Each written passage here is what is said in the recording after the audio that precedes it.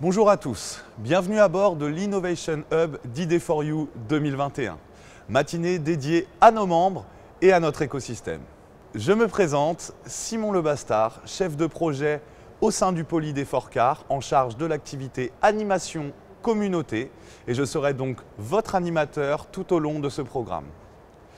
L'événement se tient cette année dans un format inédit, 100% digital, du fait du contexte et de la période que nous traversons.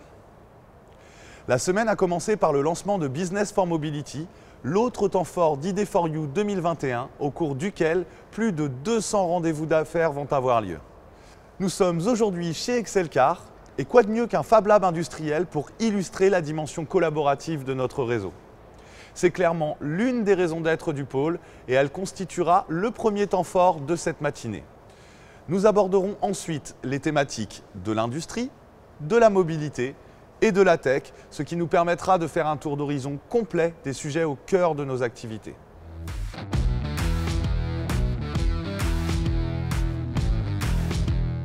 Je m'appelle Sébastien Capin, membre du réseau Prospective et j'interviens dans les défis partagés avec mon collègue Sébastien Hervé.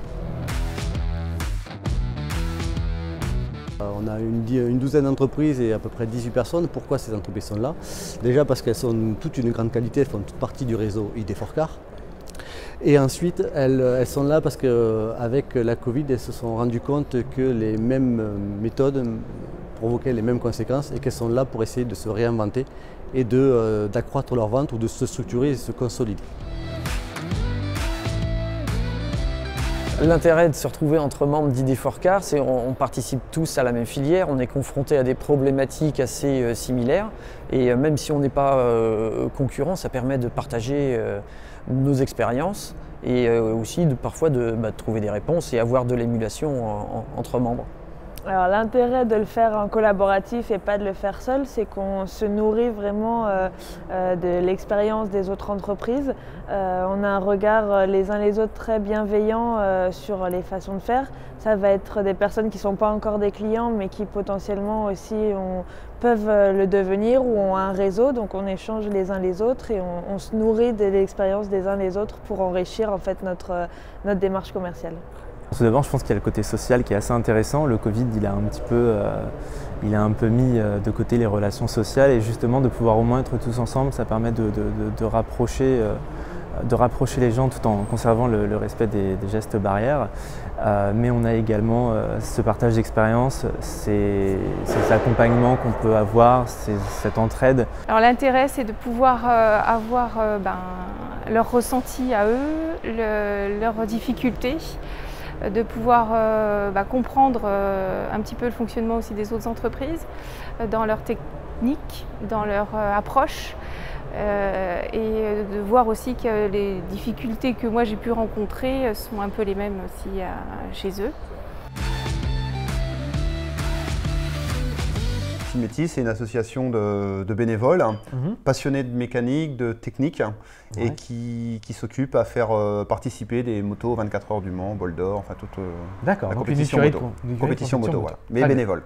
C'est une moto qui est conçue entièrement ici, à Vibray, qui est assemblée entièrement ici, à Vibray. Donc c'est une moto qui est complètement différente de ce que vous pouvez voir sur la route. Cette moto-là n'a pas de cadre du tout.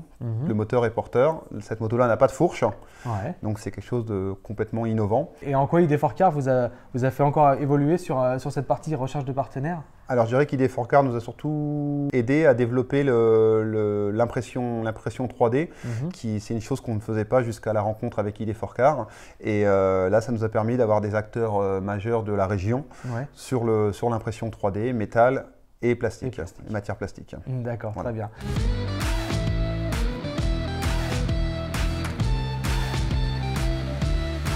Alors HPR Solutions, c'est une jeune société qui a été créée il y a 2 ans maintenant. Qui veut dire H comme humain, le P son potentiel et R les ressources. Donc une société qui est tournée vers le développement de solutions qui bannit l'énergie fossile et donc qui nous a amené à développer en fait l'Urbaner qu'on voit ici présent. Donc un véhicule à assistance électrique et qui permet en fait de se déplacer en centre-ville ou même en race campagne. L'objectif en fait, de ce véhicule est de remplacer la seconde voiture principalement.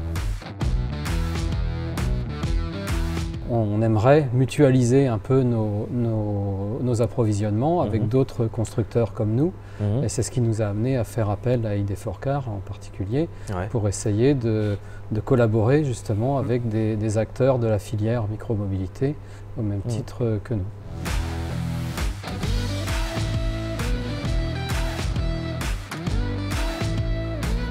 Les grands enjeux de la mobilité, on les connaît tous, ce sont les grands enjeux de la décarbonation et de la compatibilité de nos mobilités demain avec le changement climatique. Et donc tout ça, ça induit des challenges, que ce soit en termes de produits, quels sont les nouveaux modes de mobilité, tout ce que le pôle accompagne comme projet, et puis ça a aussi des impacts évidemment sur la manière dont on fabrique ces produits, donc sur la technique, sur les usines, sur les ateliers qui demain vont fabriquer ces nouveaux moyens de mobilité. Excelcar a travaillé avec le pôle ID4Car dans le cadre du projet PIA-ACE porté par la PFA afin de développer deux grands axes de formation. L'un qui vise plutôt à la montée en compétences technologiques en utilisant les moyens de R&D à l'échelle industrielle dont on dispose pour introduire des pédagogies innovantes, que ce soit pour des parcours de stagiaires de 3e jusqu'aux élèves ingénieurs, et puis également remettre surtout du sens à toute cette industrie et à toutes ces mobilités en travaillant sur une remise en perspective de cette industrie. Dans le cadre du projet ACE avec Excelcar, donc nous proposons un nouveau master dont le parcours correspond à l'automatisme et la robotique pour la logistique et la production.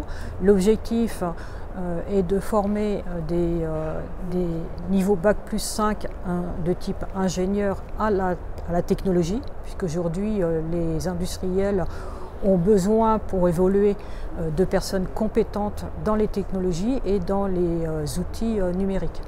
La collaboration de Movency s'inscrit dans le cadre du PIA-ACE. Ça nous permet de travailler avec Excelcar et l'écosystème ID4Car sur la formation dans le domaine de l'industrie automobile. Donc l'idée est d'apporter une notion d'ergonomie au niveau de la conception des postes de travail. C'est-à-dire qu'on a tendance à prévoir en réalité virtuelle les postes de travail. Maintenant, on ne s'assure pas de la compatibilité de ce poste avec l'être humain qui va fonctionner dedans. Et donc l'idée, ça nous permet de travailler avec ça, d'avoir des éléments du terrain, des remontées du terrain, pour avoir une solution vraiment efficace et optimale. Sans plus attendre, je vous propose de nous retrouver tout de suite pour la première interview plateau de cette matinée. Bonjour Vincent. Bonjour. Alors on vient de visionner un petit clip qui met en avant les initiatives collectives que l'on retrouve au sein du réseau. Je serais curieux d'avoir votre sentiment sur ce visionnage. D'abord, j'y vois la raison d'être d'ID4Car. C'est un réseau qui est constitué de femmes et d'hommes qui veulent collaborer, travailler ensemble, se serrer les coudes autour d'un projet commun. Okay. Que cette collaboration n'a jamais été aussi importante et vitale que durant cette période que l'on a vécue en 2020 et qu'on continue à vivre en ce moment. Okay. Et puis d'ailleurs, à ce titre, je voudrais dire merci à tous nos membres qui ont fait preuve d'une résilience dans la tempête, dans un sens, mais surtout qui ont vu, à travers ID4Car, cette capacité de se mobiliser pour être ensemble en face de cette situation. Et bien sûr, tout cela n'a été possible que grâce à nos financeurs, en particulier les 3 régions, la métropole du Mans, de Rennes, qui nous ont largement accompagnés pendant cette période difficile. Oui, en effet, c'est important aussi de le souligner. Vous évoquiez une forte mobilisation de la part des adhérents du réseau. Est-ce que vous auriez en tête un exemple ou deux, peut-être côté industrie dans un premier temps, à nous faire partager? Bon.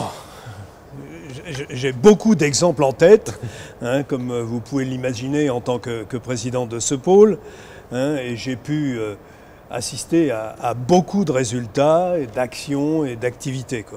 Bon d'accord, je vais essayer d'en prendre dans chacun de nos piliers, hein, dans l'industrie, dans la mobilité. Dans l'industrie, je pense fortement à ce que nous avons fait ensemble dans Excelcar, cette Fab Lab industrielle qui montre qu'à l'intérieur d'un grand réseau comme ID4CAR, a pu travailler en intelligence collective sur des petits groupes qui se retrouvent dans cette Fab Lab pour répondre à un problème comme l'innovation industrielle. Je pense aussi à un projet d'innovation, ce qui, il y a certains temps, me faisait dire que le pôle était différent. Il était différent quand un équipementier en automobile nous a demandé une compétence pour capter. Mais capter quoi? Une émotion dans les regards. Wow. Et pourquoi? Vous savez, dans la définition des nouveaux cockpits, eh bien, il fallait trouver un moyen de transmettre des émotions. Alors on a été chercher dans le monde de l'animation vidéo. Hein. Et cette société, elle s'appelle Dynamicsys. Et cela m'a montré que la force du collectif dépasse largement notre propre industrie. Sur la mobilité, j'ai en tête quelque chose de plus récent. Hein, au moment du déconfinement, on a mobilisé nos membres à travers un programme de mobilité post-confinement, qui pouvait proposer Ce projet, c'était pour proposer des solutions innovantes pour aider les collectivités et les opérateurs durant cette période. Le résultat a dépassé toutes nos espérances puisqu'on s'est retrouvé avec plus de 36 projets. Et puis des beaux exemples qui illustrent nos deux piliers fondamentaux que sont l'industrie et la mobilité. On voit dans le contexte et les enjeux actuels que nous sommes face à un certain nombre de défis, de challenges à relever, notamment collectivement. Vous qui êtes dans le numérique et au contact de l'industrie depuis de nombreuses années, comment pensez-vous qu'il faille les aborder et se positionner face à ces défis? Vaste question. Et clairement, nous sommes à la croisée des chemins pour cette grande transition.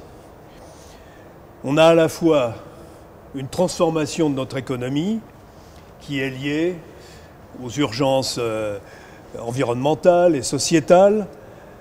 On a face à l'accélération des technologies et à l'accélération des changements d'usage en même temps. Bon, à ce jour, j'ose un mot qui n'est pas nouveau, mais ce mouvement d'économie circulaire va cimenter le collaboratif dans l'industrie automobile et la mobilité. Comment? En liant les technologies, en liant les processus, en transformant les interactions économiques et en mettant en pratique l'ensemble de cette accélération technologique, telle que, par exemple, l'intelligence artificielle, la blockchain, l'Internet des objets, le big data et bien d'autres. Autant de technologies qui sont mûres à l'heure actuelle, mais ceci nous met face à des défis colossaux. C'est pour cela que je pense que le pôle, avec tout ce savoir-faire, est bien placé pour être cet outil collaboratif et j'ose dire circulaire, au service des entreprises, des interactions des entreprises, des laboratoires et de leur interaction pour réfléchir et mettre en œuvre toutes ces solutions. Voilà ce que j'attends et je pense que nous sommes dans la bonne voie et dans un endroit tout à fait représentatif pour cette grande évolution. Merci Vincent pour le partage de votre vision. Beaucoup de challenges à relever collectivement et qui prouvent que le collaboratif continue et reste notre ADN et le mode de gouvernance de notre association. En parlant de gouvernance, je vais laisser la main à Sergio Capitao, directeur général ID4CAR, pour qu'il nous présente les résultats de l'Assemblée générale. Bonjour à toutes et à tous. Tout d'abord, merci aux membres qui ont voté pour valider, mais aussi orienter l'action du pôle pour cette nouvelle année. Avant d'annoncer les résultats, notamment ceux de l'élection des nouveaux administrateurs, je vais vous présenter les actions marquantes et les faits marquants de l'année 2020. Pour commencer, elle a vu notre réseau se densifier avec de nouveaux membres sur des thématiques porteuses, pour exemple l'hydrogène, les micromobilités, la blockchain, etc. Mais aussi un élargissement vers de nouveaux territoires tels que la région Nouvelle-Aquitaine. Dans cette région, depuis l'année 2020, nous avons une ressource dédiée sur ce territoire, ce qui nous permet de développer plus d'activités et d'actions en lien avec les deux autres régions, Bretagne et Pays de la Loire. Sans doute aussi que cette densification s'est faite grâce à une animation très spécifique. L'année 2020 a été une année très particulière pour l'ensemble d'entre nous. On a pivoté très rapidement et on a pu mettre en place une quarantaine de webinaires adaptés aux situations et aux contextes particuliers qu'a été l'année 2020. Ça a été aussi l'occasion de lancer des programmes d'action pour créer un maximum d'interactions et d'échanges dans une période où on en avait bien besoin. Pour exemple, le programme Mobilité post-confinement a été un révélateur suite au déconfinement et aux solutions de mobilité qu'on pouvait mettre en œuvre avec les opérateurs et les collectivités. L'innovation aussi s'est très bien portée dans un contexte très particulier avec un nombre d'expertises et de labellisations soutenues. Ces labellisations ont été faites sur un nombre de projets collaboratifs de manière assez forte, quelques projets individuels, mais cela a été très structurant. Justement, le structurant, ça a été un autre de nos développements de projets, de type plateforme autour de l'industrie du futur, de l'électromobilité, et ça sur nos 3 régions. L'idée était de développer sur nos écosystèmes régionaux des ressources particulières qui pouvaient accompagner les transitions à venir. L'Europe n'a pas été en reste, même si la conjoncture n'a pas permis le plein développement de l'activité. Vous imaginez pourquoi, puisque l'ensemble des consortiums n'ont pas pu se réunir comme on le souhaitait, mais les objectifs ont été quasiment atteints. On peut aussi mettre en avant le financement d'un projet en début d'année autour des infrastructures tangentes et aussi quelques missions virtuelles qui ont permis des contacts intéressants entre nos membres et d'autres clusters européens. Je vous rassure, le terme cluster ici se porte de manière positive. La demande a beaucoup été aussi portée sur l'accompagnement, sur le futur de notre industrie. Là où on était très porté sur l'industrie du futur, on a combiné les deux avec notamment les plans de relance, des mises en relation business très fortes, mais aussi des interactions entre entreprises et écoles pour garder le lien avec les futurs talents. Bref, nous avons atteint près de 100% de nos objectifs en mettant en œuvre des actions supplémentaires fortes, comme ça l'a été dit juste avant. Basé sur ces résultats, les plans d'action et les budgets associés, l'ensemble des résolutions liées à ces sujets ont été adoptés à la grande majorité d'entre vous. En ce sens, nous vous remercions une nouvelle fois pour la confiance que vous accordez à l'action du pôle. Nous avons eu une trentaine de candidats pour 23 à 29 postes possibles, en plus de Renault et Stellantis qui sont membres de droit. Nous avons eu 18 candidats pour le collège entreprise qui vont de 15 à 18 postes possibles et 12 candidats pour le collège laboratoire école formation pour 8 à 11 postes possibles. Ce qu'on peut retenir de ces élections, c'est que 2 tiers des candidats sont issus de la mandature 2017-2020. On peut aussi noter que 9 nouveaux candidats sont autour des sujets de mobilité, d'engins off-road, d'électromobilité.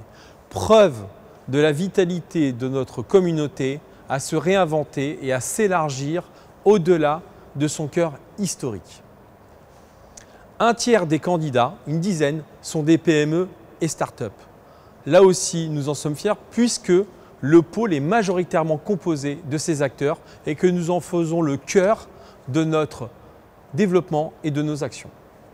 Nous pouvons aussi noter l'accroissement du nombre de candidats en Nouvelle-Aquitaine. Là aussi, c'est un signe positif de notre développement sur ce territoire. L'ensemble des candidats que vous voyez s'afficher sont élus pour 3 ans et un conseil d'administration aura lieu cet après-midi pour élire le nouveau bureau. Vous recevrez par mail l'ensemble des éléments et des résultats présentés. Si vous n'avez pas eu le temps de les lire, ne vous inquiétez pas, nous vous envoyons tout cela par mail dans les prochains jours. L'équipe du pôle que je souhaite remercier chaleureusement se tient à vos côtés pour la suite. Merci, à bientôt. On enchaîne tout de suite sur le deuxième temps fort de cette matinée dédiée cette fois à l'industrie.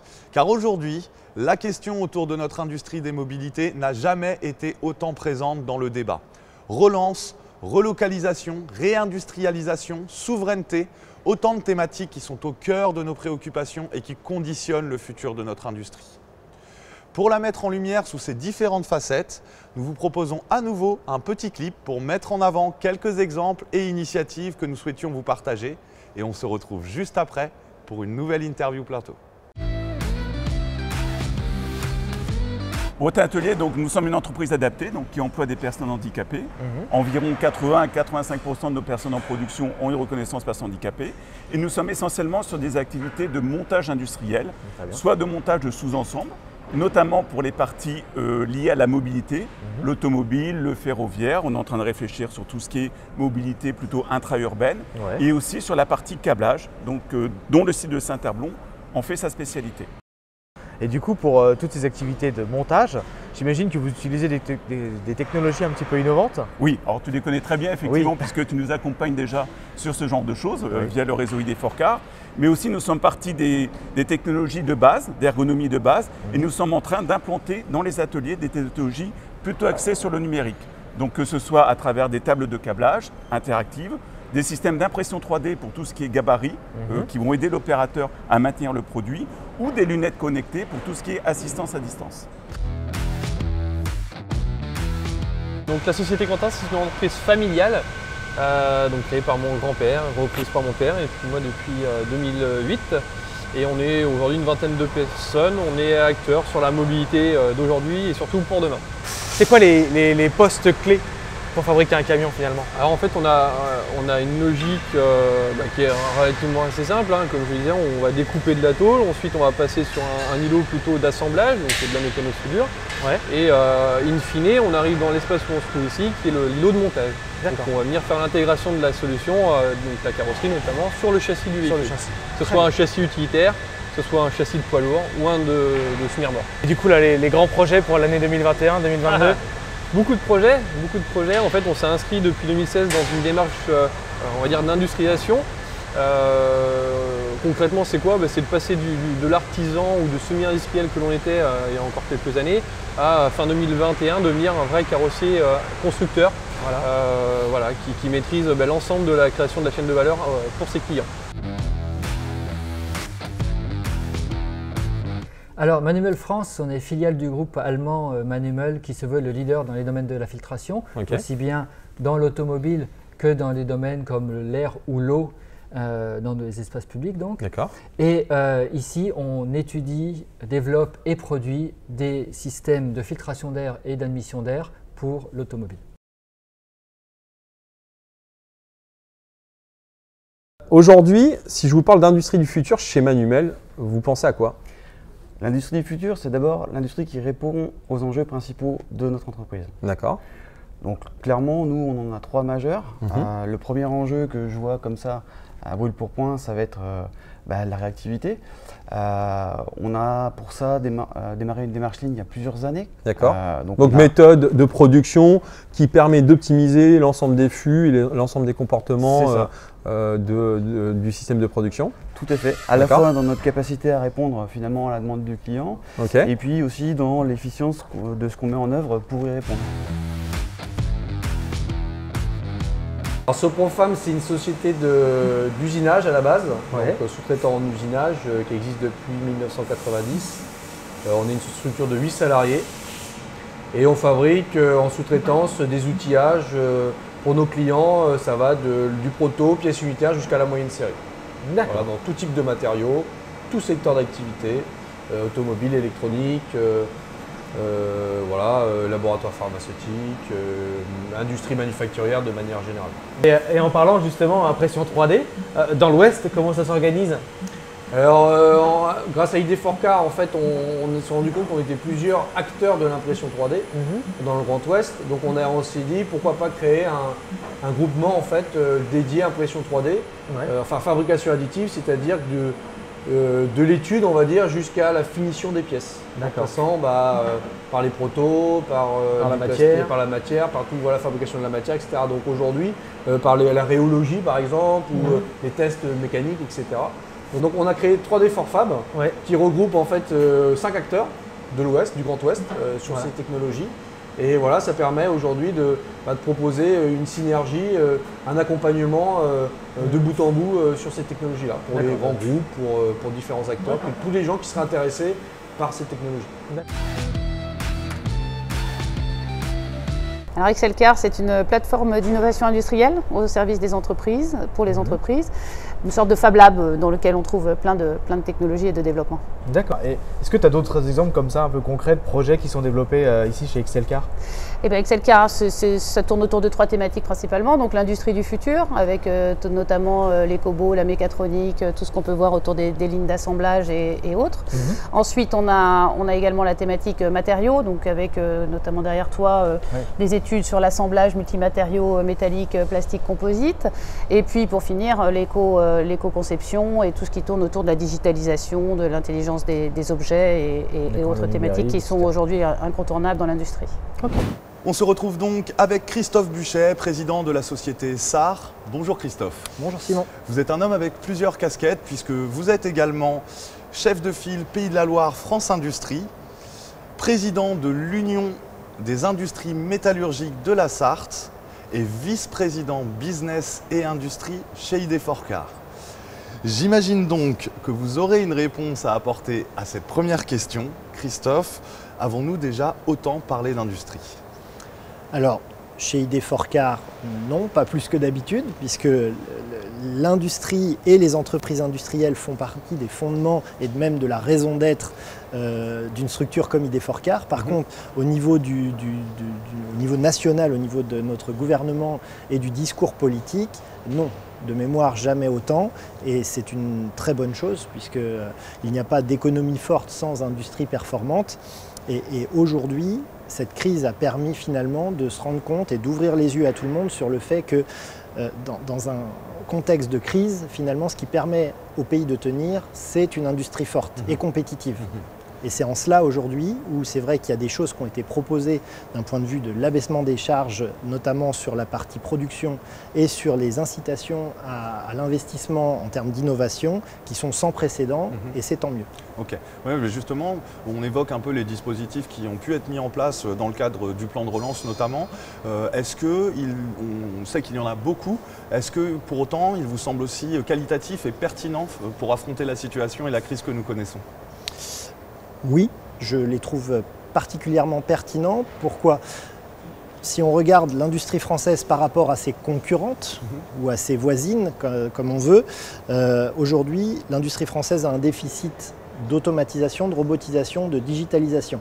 Donc finalement, permettre à ces entreprises françaises industrielles de pouvoir innover et pouvoir investir massivement pour revenir au niveau d'une concurrence internationale et pour être compétitif sur des marchés, le marché national ou sur les marchés internationaux est une très bonne chose.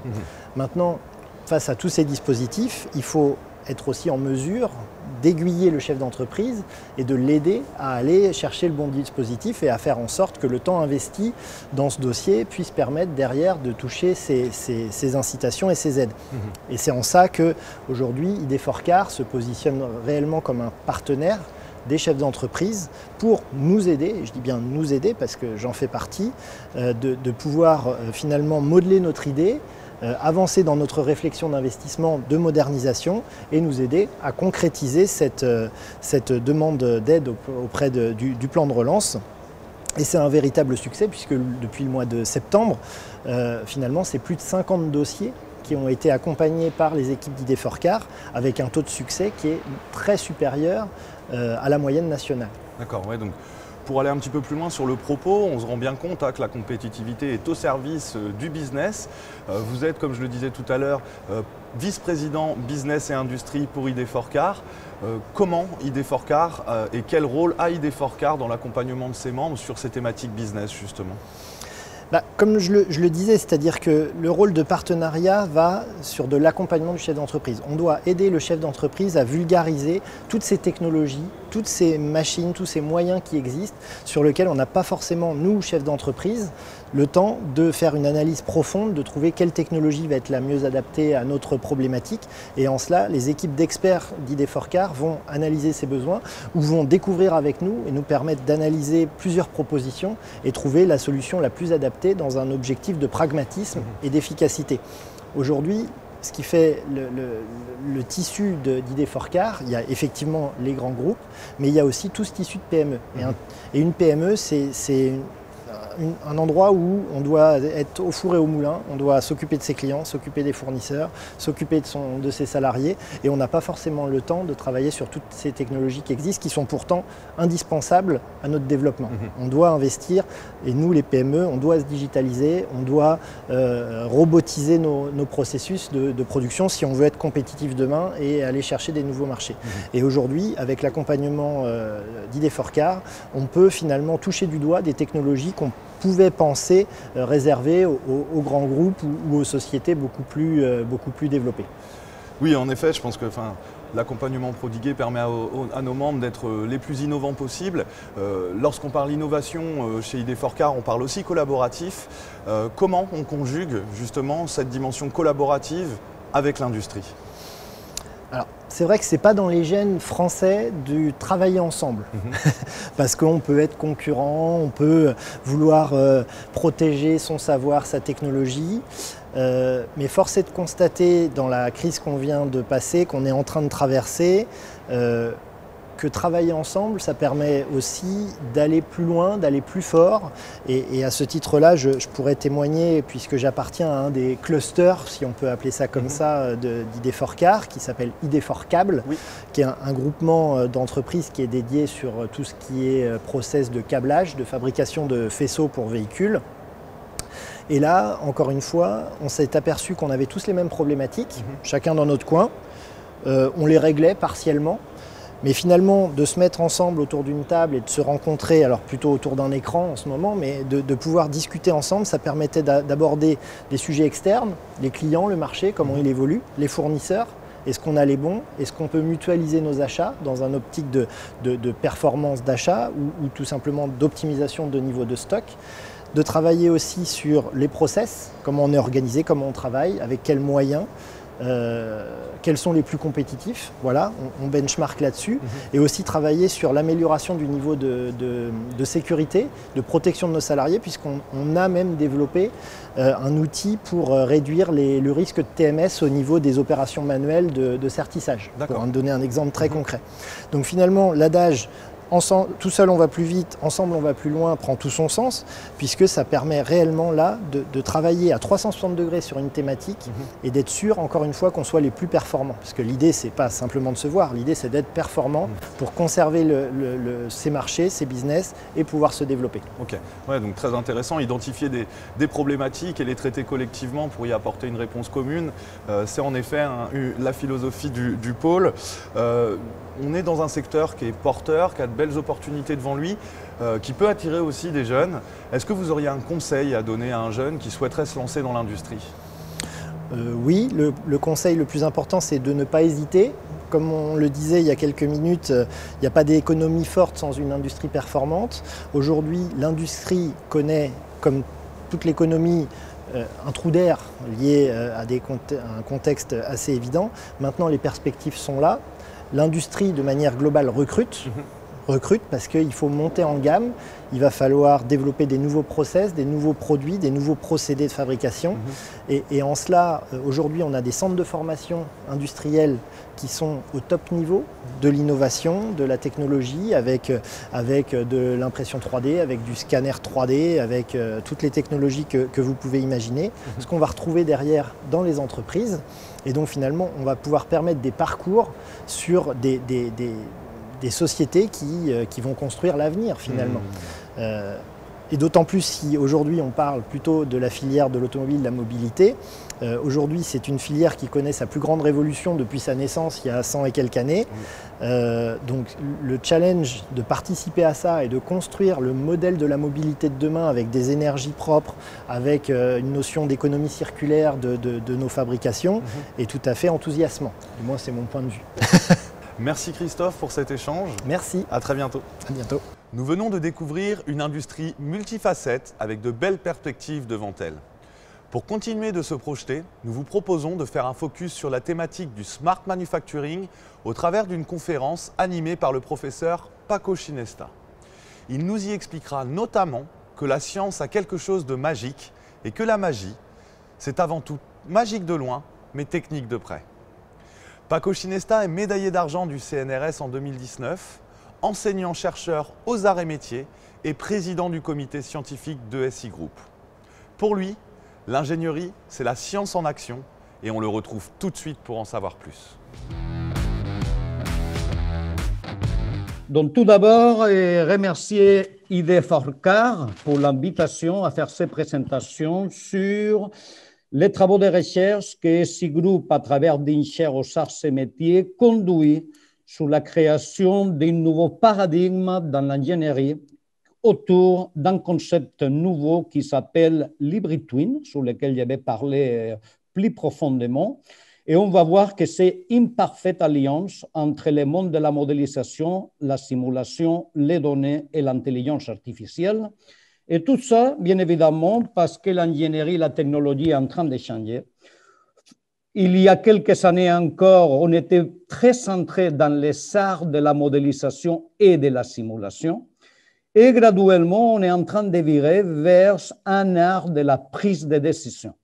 Et donc, bien entendu, on va dire que l'ingénierie, elle va être conduite par les performances. On va dire que les produits passent à un deuxième plan parce que c'est quelque chose qui va permettre d'avoir cette performance. Comme dans cette slide que vous voyez, où il y a les machines de Leonardo, et bien entendu, Leonardo, il était intéressé par voler et pas tellement par les ailes elles-mêmes. Bien entendu, les ailes vont être nécessaires pour voler, probablement, mais ce n'était pas la finalité. C'était quelque chose qui contribuait à l'objectif que c'était celui de voler. Donc, si je vais dans ma présentation, je dirais, à travers d'un petit exemple, les réacteurs numériques, un grand programme français, que l'ingénierie est en train de changer parce que finalement, de plus en plus, on s'intéresse à des systèmes, on va dire, difficiles, et c'est avec les trois mots en noir, côté haut à gauche, dans lesquels les systèmes deviennent de plus en plus complexes, de plus en plus larges et de plus en plus incertains. Bien entendu, avant, on était censé construire, concevoir. Maintenant, c'est différent. Il y a les mots qui apparaissent en rouge. Nous sommes intéressés à apprendre du système tout le long de sa vie. Nous sommes en train de surveiller pour anticiper et comme ça pouvoir lancer tout ce qui est maintenance prédictive ou opérationnelle. Et je dirais que tout ça, c'est possible. Traiter les systèmes avec les propriétés qui sont en noir à gauche et aboutir à faire ce que nous avons à haut à droite, c'est possible si nous sommes capables d'allier des mots qui sont nécessaires mais qui vont en général mal ensemble. Précis et rapide, c'est les deux mots qui apparaissent en bleu. Précis parce que je ne peux pas me permettre de faire une mauvaise prédiction. Rapide parce que je ne peux pas me permettre de devoir prendre une semaine avant de donner une décision. Et en général, on sait que dans le passé, quand on voulait être précis, on prenait du temps. Et quand on voulait être rapide, on dégradait la précision. Et finalement, aujourd'hui, dans le nouveau art de l'ingénierie qui est basé sur les performances et la prise de décision, nous devons allier ces deux mots précis et rapides. Donc, je dirais que le challenge est bien posé. Les pratiques de l'ingénierie ou dans laquelle on veut manager les performances, effectivement, il va falloir prédire des réponses des systèmes qui sont très vastes, extrêmement incertaines, très complexes et il faut les faire très bien et très vite, simplement pour arriver à une prise de décision la correcte et comme ça pouvoir finalement prendre des décisions, certifier les performances by design. Ce n'est pas concevoir pour calculer les performances, c'est concevoir les performances à travers d'un design. Et donc, pour faire tout ça, on va s'intéresser à la prise de données. La donnée, l'intelligence artificielle sont des protagonistes majeurs dans ce début de millénaire. Et donc, il faut faire toutes les technologies capables d'inspecter la donnée et d'extraire d'informations à partir de la donnée. Je dirais qu'il y a des données qui sont simples. Une température qu'on mesure, tout le monde la comprenne. Mais par exemple, si je vais étudier la donnée qui vient d'une série temporelle ou d'une surface rugueuse, et c'est important quand on va faire la mise en forme de composites en mettant ensemble différents plis, d'écrire une série temporelle ou ces surfaces rugueuses que je vous montre, ce n'est pas évident. Donc tout ça, il va falloir savoir comment est-ce que je dois traiter pour extraire à partir de ces innombrables données une information. Ce n'est pas la même chose, données et information. Les données peuvent être big, l'information rarement est big. Il y a aussi les soucis des images complexes. Je vous ai mis un petit exemple avec une mousse polymère. Et bien entendu, d'écrire ça pixel à pixel, ça sera de la grande donnée, mais finalement, je voudrais être capable de décrire de façon concise et compacte toutes ces morphologies, toutes ces topologies. Et pour cela, la donnée, il faut la décortiquer, il faut extraire des descripteurs concis et compacts de toutes ces données, créer une sorte de code QR ou un code de barre qui est capable de décrire les quantités fondamentales de toutes ces données, créer une sorte de carte d'identité ou créer une sorte de carte de santé. Quelque chose qui réunit, on sait bien qu'un homme, il est très complexe et plein de richesses. Et la carte d'identité, quand même, il contient très peu d'informations. Un homme contient plein de données, mais pour ce qui est son identité, on sait aujourd'hui qu'il suffit de peu d'informations. Et ça, c'est important parce qu'aujourd'hui, dans un monde où on peut extraire plein de données, il va falloir être capable d'extraire l'information parce que la prise de décision sera basée sur l'information et pas sur la donnée. Et pour faire ça, aujourd'hui, la donnée est décortiquée. Il nous permet de passer de la donnée à ces sortes de cartes d'identité. Et c'est finalement ces cartes d'identité qui servent à découvrir des défaillances ou à faire les contrôles non destructifs. Pour cela, il faut simplement voir que derrière toutes ces complexités que vous voyez à gauche, ou toutes ces séries temporelles qui sont très oscillantes, finalement, on peut arriver à construire une carte d'identité qui sont les images en bas, une sorte de code QR qui, dans le domaine de la topologie des données, s'appelle l'image de persistance topologique. Et, bonne nouvelle, quand les choses vont bien, peu importe sa série temporelle, l'image de persistance ne change pas. Et chaque fois qu'il montre une empreinte différente, en général, c'est associé à une défaillance particulière.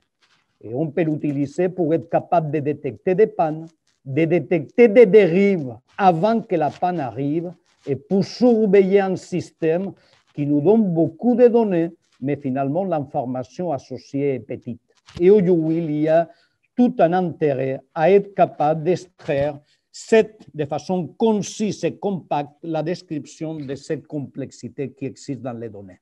À droite, vous voyez tout ce qui est contrôle non destructif, où on est capable également, avec un data inspecteur, de regarder la donnée qui vient des vibrations, par exemple, d'une plaque, et être capable de classifier des points qui sont dans une région endommagée, et être capable de voir que s'il y avait un signal de référence, que c'était la région endommagée en bas à gauche, finalement, je suis capable de la reproduire simplement par l'analyse de la donnée.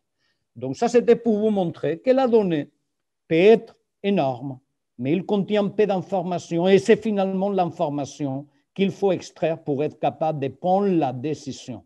Savoir quel est le défaut, ou être capable de voir quel est l'état de santé de notre système ou de notre structure. L'équation fondamentale que je voudrais partager avec vous, c'est une équation qui est très simple et qui dit que la réalité, et vous serez tous d'accord avec moi, c'est ce qu'on connaît de lui. Et normalement, ce qu'on connaît, c'est basé sur l'art de la modélisation et basé sur la physique qu'on a élaborée pendant beaucoup de siècles avant nous. Et ce qui reste, parce qu'un modèle, c'est un modèle, même quand il est très élaboré, mais la réalité en général, c'est peut-être un peu plus complexe et plus riche que les modèles que nous avons faits. Et cette quantité qui existe dans la réalité et qui n'est pas dans notre modèle, nous, on va l'appeler l'ignorance. Et donc, finalement, ce que j'écris, c'est réalité. C'est ce que je connais, toutes mes connaissances de physique, de sciences, plus ce que j'ignore. Et finalement, ça nous décrit un paradigme hybride dans lequel, si on veut être précis, il va falloir faire avec ce qu'on connaît et découvrir ce qu'on ne connaît pas. Et une fois qu'on l'aura fait, on aura une belle approximation de la réalité qui va nous permettre de faire mieux et plus vite. Si maintenant on veut aller plus vite, parce qu'on a dit déjà comment est-ce qu'on va faire pour aller ou pour faire mieux. Si on veut aller plus vite, il va falloir que ces modèles complexes qu'on connaît et qui sont basés sur la physique, on arrive à les résoudre très très vite. Et ça se fait avec toutes nos connaissances de l'art de la modélisation et de la simulation. En particulier, dans le cas de la chaire aux arts et métiers, on travaille fondamentalement pour faire une physique en temps réel basée sur des technologies dites de réduction des modèles. Qu'est-ce que sont les technologies de réduction des modèles? Comme vous voyez ici à gauche, on est en train de simuler un crash d'une voiture parce qu'aujourd'hui, on voudra bien entendu garantir la sécurité des passagers, mais également la sécurité de la batterie quand on parlera des voitures électriques. Et pour cela, on a créé une sorte d'abac, comme vous voyez au centre, plein de sliders avec tous les paramètres associés au crash. Ça peut être la direction, ça peut être la vitesse, ça peut être l'épaisseur de tous les tôles dans les structures de la voiture, des paramètres associés aux matériaux employés. Et finalement, on va fabriquer cette espèce d'abac dans lequel, une fois qu'ils ont été construits, vous pourrez bouger n'importe quel de ces sliders et en temps réel visualiser l'effet sur le système. Pour vous montrer un exemple, ça c'est un soudage et vous allez voir comment on est capable de bouger les différents paramètres matériaux procédés et en temps réel voir évoluer la solution, tous les champs thermomécaniques qui sont impliqués dans les procès du soudage et identifier quels sont les paramètres les plus importants ou les moins importants et prendre les décisions à base de la conception les plus adéquates. Donc, on va dire que faire la physique en temps réel aujourd'hui est capable ou est possible si on passe par cette technologie d'accélération qui est basée sur la construction offline d'abacs numériques qui seront exploités ensuite en temps réel. Donc ça, effectivement, on peut commencer à aller des composants vers le système. Et donc, si on ferait cette espèce de modèle réduit de chacun des systèmes, on pourrait imaginer que je pourrais les assembler dans une modélisation système jusqu'à construire les systèmes qui nous intéressent. Donc, effectivement, compatible aujourd'hui, introduire de la richesse dans la modélisation des systèmes ou des systèmes de systèmes. Comme il va falloir aller encore plus vite et explorer des domaines paramétriques qu'on pourrait faire, pas aujourd'hui par l'explosion combinatoire, des pistes associées à l'utilisation de l'ordinateur quantique nous permet aujourd'hui d'être capable d'envisager de bypasser l'explosion combinatoire et aller plus vite vers la bonne design, vers la bonne décision, même quand il y a toute une explosion combinatoire associée au système que nous étudions. Avec ça, on a traité plusieurs pistes de comment faire plus vite. Maintenant, comme je disais au début, dans l'équation, il va falloir faire aussi très bien. Et pour cela, il ne faut pas seulement résoudre vite les choses qu'on connaît, il va falloir aussi modéliser les choses qu'on ne connaît pas. Les choses qu'on ne connaît pas, qu'on s'est ici introduites, c'est la différence entre ce que je prévois avec ma connaissance et ce que je mesure. Et basé sur cet écart, on va essayer d'entraîner l'intelligence artificielle pour finalement être capable de faire des prédictions même sur l'ignorance que nous avions au début. Et pour vous l'illustrer, un travail dans le cadre de ICHER avec l'Université de Saragosse, vous allez voir qu'aujourd'hui, sans aucune connaissance, on va pouvoir simuler qu'est-ce qui lui arrive à un fluide qu'il y a dans un verre quand je suis en train de le secouer. Qu'est-ce qu'on a fait? Avec des modèles ou avec la réalité, on va apprendre à voir comment les fluides évoluent à l'intérieur du verre quand je bouge drastiquement le verre. On fait l'entraînement avec des technologies de IA et de machine learning sophistiquées. Mais ce qui est important, c'est qu'une fois qu'on a appris, vous allez voir, la réalité, c'est l'eau, la glycérine. Ce que vous voyez là, ce n'est pas de l'eau, ce n'est pas la simulation, ce n'est pas les équations, c'est l'apprentissage que nous avons fait. Et comme vous pouvez voir, nous sommes en train de manipuler une réalité fictive que nous avons appris et que maintenant on va manipuler en temps réel, simplement à travers de l'entraînement que nous avons fait avec une intelligence artificielle de la donnée qu'on avait collectée. Donc ça veut dire qu'aujourd'hui, construire un modèle à partir de données, ça peut se faire, ça se fait très vite, ça se fait très bien. Et maintenant, l'équation fondamentale, on peut l'appliquer. Et quand on applique cette équation fondamentale, vous savez, à gauche, le monde analogique, la science, la physique qu'on nous a appris à l'université, vous pouvez faire des prototypes virtuels que vous pouvez résoudre très vite grâce à la réduction des modèles et que vous pouvez inclure dans une modélisation de système. Je vous ai parlé de tout ça juste avant. Mais de la même façon, on peut avoir de la donnée réelle. On peut faire l'analytique de la donnée, data analytics. On peut faire du machine learning pour apprendre et on peut l'introduire dans la modélisation système. Et ça va nous donner les digital twins, tandis que le monde de la connaissance nous donne les virtual twins.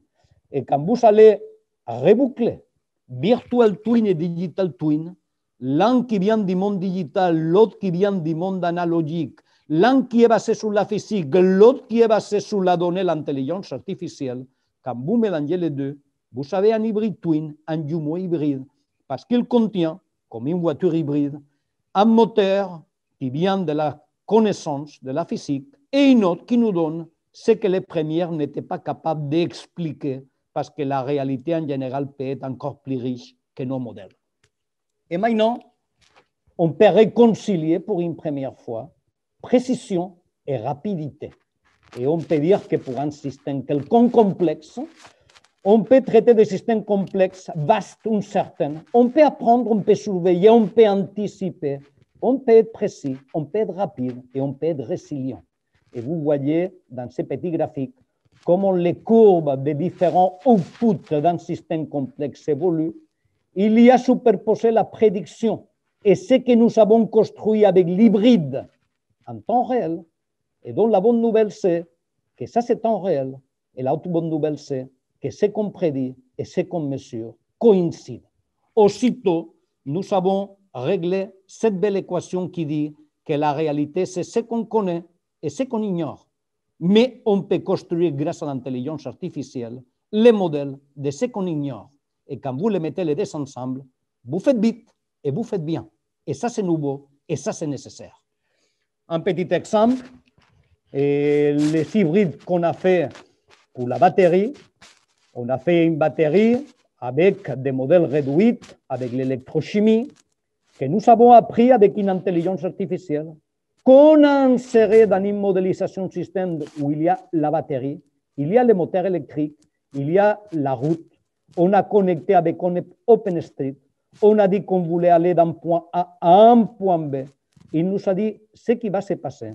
Et si ce qu'on retrouve quand on va voyager, c'est pas ce qu'on attendait, pas de problème parce que l'Hybrid Twin va corriger. Donc, un petit exemple avec un use case très intéressant que nous avons produit entre ici et les arts et métiers. Donc, si on revient pour finir, on dirait que maintenant qu'on fait des Hybrid Twin, des jumeaux hybrides, on pourrait quand même se poser la question d'interagir avec cette virtualité. Pourquoi le faire?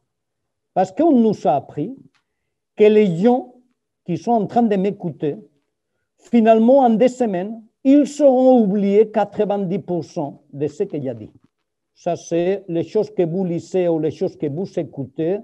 2 semaines plus tard, vous garderez qui 10 ou 20% des choses. Par contre, les choses que vous allez expérimenter, toucher, il va vous rester les 90%. Ça veut dire quoi? Ça veut dire qu'il ne faut pas être observateur dans la vie, il faut être protagoniste. Et dans la nouvelle ingénierie, il faudrait être protagoniste. Et nous essayons effectivement, maintenant qu'on sait modéliser vite et modéliser bien. Regardez un exemple. Un lapin hyperélastique, c'est un vrai matériau. Il est virtuel, mais il est dans un bureau qui est réel. Et maintenant, on va les toucher, et on va les toucher de façon réelle. Et vous voyez, ça, ce n'est pas des jeux de vidéo, ça, c'est la physique, parce qu'il y a la vraie théorie du contact, le comportement hyperélastique en grande déformation du lapin. Et ce que nous sommes en train de faire, c'est manipuler une virtualité. Vous êtes maintenant en train de comprimer ces dragons de Stanford Dragon, et vous pouvez encore enrichir en colorant avec les champs de déplacement, les champs de contrainte, les champs de déformation. Donc, maintenant, vous pouvez interagir avec une virtualité. Et si vous vous mettez des gants adaptés, vous aurez même la sensation de la toucher. Et même aujourd'hui, il y a des facilités pour avoir l'odeur et la saveur. Donc, ça veut dire que tous ces outils dans lesquels on simule en temps réel la connaissance et on enrichit en temps réel l'ignorance vont vous donner une réalité qui est fidèle à la réalité, qui est précise, qui est rapide et avec laquelle, en utilisant toutes les technologies, vous pouvez interagir. Ici, je vous montre une autre vidéo où on fait la même chose qu'avant, mais maintenant, à la place de le faire avec des lunettes, on va le faire avec un hologramme. Et comme vous voyez, on ne touche rien. Mais si vous vous déplacez, vous voyez apparaître l'holographie du lapin. Et maintenant, vous pouvez interagir avec les lapins. Vous pouvez les toucher. Aujourd'hui, c'est simplement l'image. Demain, avec un gant, on aura même la sensation d'être en train de les toucher. Et on va sentir la texture, la force, la chaleur. Et bien entendu, on pourrait même augmenter en faisant une réalité virtuelle, multisensorielle, émotionnelle. Ça, c'est le next step qui va venir très vite. Et j'ai conclu ma présentation en disant, voilà là où nous sommes, avec une intelligence hybride dans laquelle on va réconcilier ce qu'on connaissait, il ne faut pas l'ignorer, avec ce qu'on ignore et on va essayer d'introduire, où on va vers une nouvelle ingénierie de la prise de décision qui est conduite par les performances et pas par les produits lui-même. On va essayer d'augmenter l'humain. On ne veut pas les remplacer, pas du tout. On veut l'augmenter. On voudrait effectivement interagir avec cette nouvelle virtualité d'une façon multisensorielle et émotionnelle. Quelques cas, vous venez de les voir. Et tout ça, comme je disais, simplement pour nous mettre dans un humanisme augmenté et pas dans les remplacements ou le transhumanisme. Et tout ça conduit par l'art de la décision. Évidemment, et ça c'est la preuve de ce qui nous est arrivé avec la pandémie, dans un monde qu'on espère sera plus résilient à travers de toute cette nouvelle technologie. Et ça, c'est la fin de ma présentation. Welcome on board. Bien entendu, remercier encore une fois Heide ID4Car pour l'invitation. Et bien entendu, je vous souhaite une belle fin de séance et dans la mesure du possible, si vous avez des questions, n'hésitez pas à me contacter francisco.chinesta@sigroup.com ou francisco.chinesta@ensam.eu et ça sera avec plaisir que nous pourrons échanger. Merci beaucoup. Vous l'aurez compris, l'industrie pour produire des objets de mobilité est l'un de nos piliers. L'autre pilier tout aussi important pour ID4Car est le développement de nouvelles mobilités. Ces nouvelles mobilités sont basées sur un usage innovant de véhicules et sur le développement de services qui se conjuguent au pluriel. Chez ID4Car, concrètement, cela touche plein d'aspects. Personnes, logistique, professionnels, avec une communauté grandissante et en forte croissance. Avec les transitions à l'œuvre, environnementales, sociétales, numériques, il est impératif d'améliorer notre mobilité par de nouveaux usages avec un numérique porteur de promesses et dans le même temps, revisiter la spécificité des véhicules que l'on cherche à développer au sein du réseau. En parallèle de la construction automobile mondiale, beaucoup des projets accompagnés visent à utiliser moins de ressources, à améliorer les conditions de travail et à avoir un impact carbone très limité. Bref, trêve de parole, la suite en images. Chez Oliatech, on fait des machines de désherbage à la gouttelette d'eau chaude. Le principe, c'est donc de monter une eau de récupération qu'on va monter à 120 degrés et qui va nous permettre de désherber. C'est un outil complémentaire aux différentes alternatives aux produits phytosanitaires. Donc, comme je vous le disais tout à l'heure, c'est le principe de désherbage avec de l'eau. C'est des appareils qui sont mobiles, qui sont adaptables aux différentes possibilités que va avoir la collectivité pour pouvoir travailler dans l'ensemble des rues, des écoles, dans tous les endroits où ils ont besoin d'intervenir.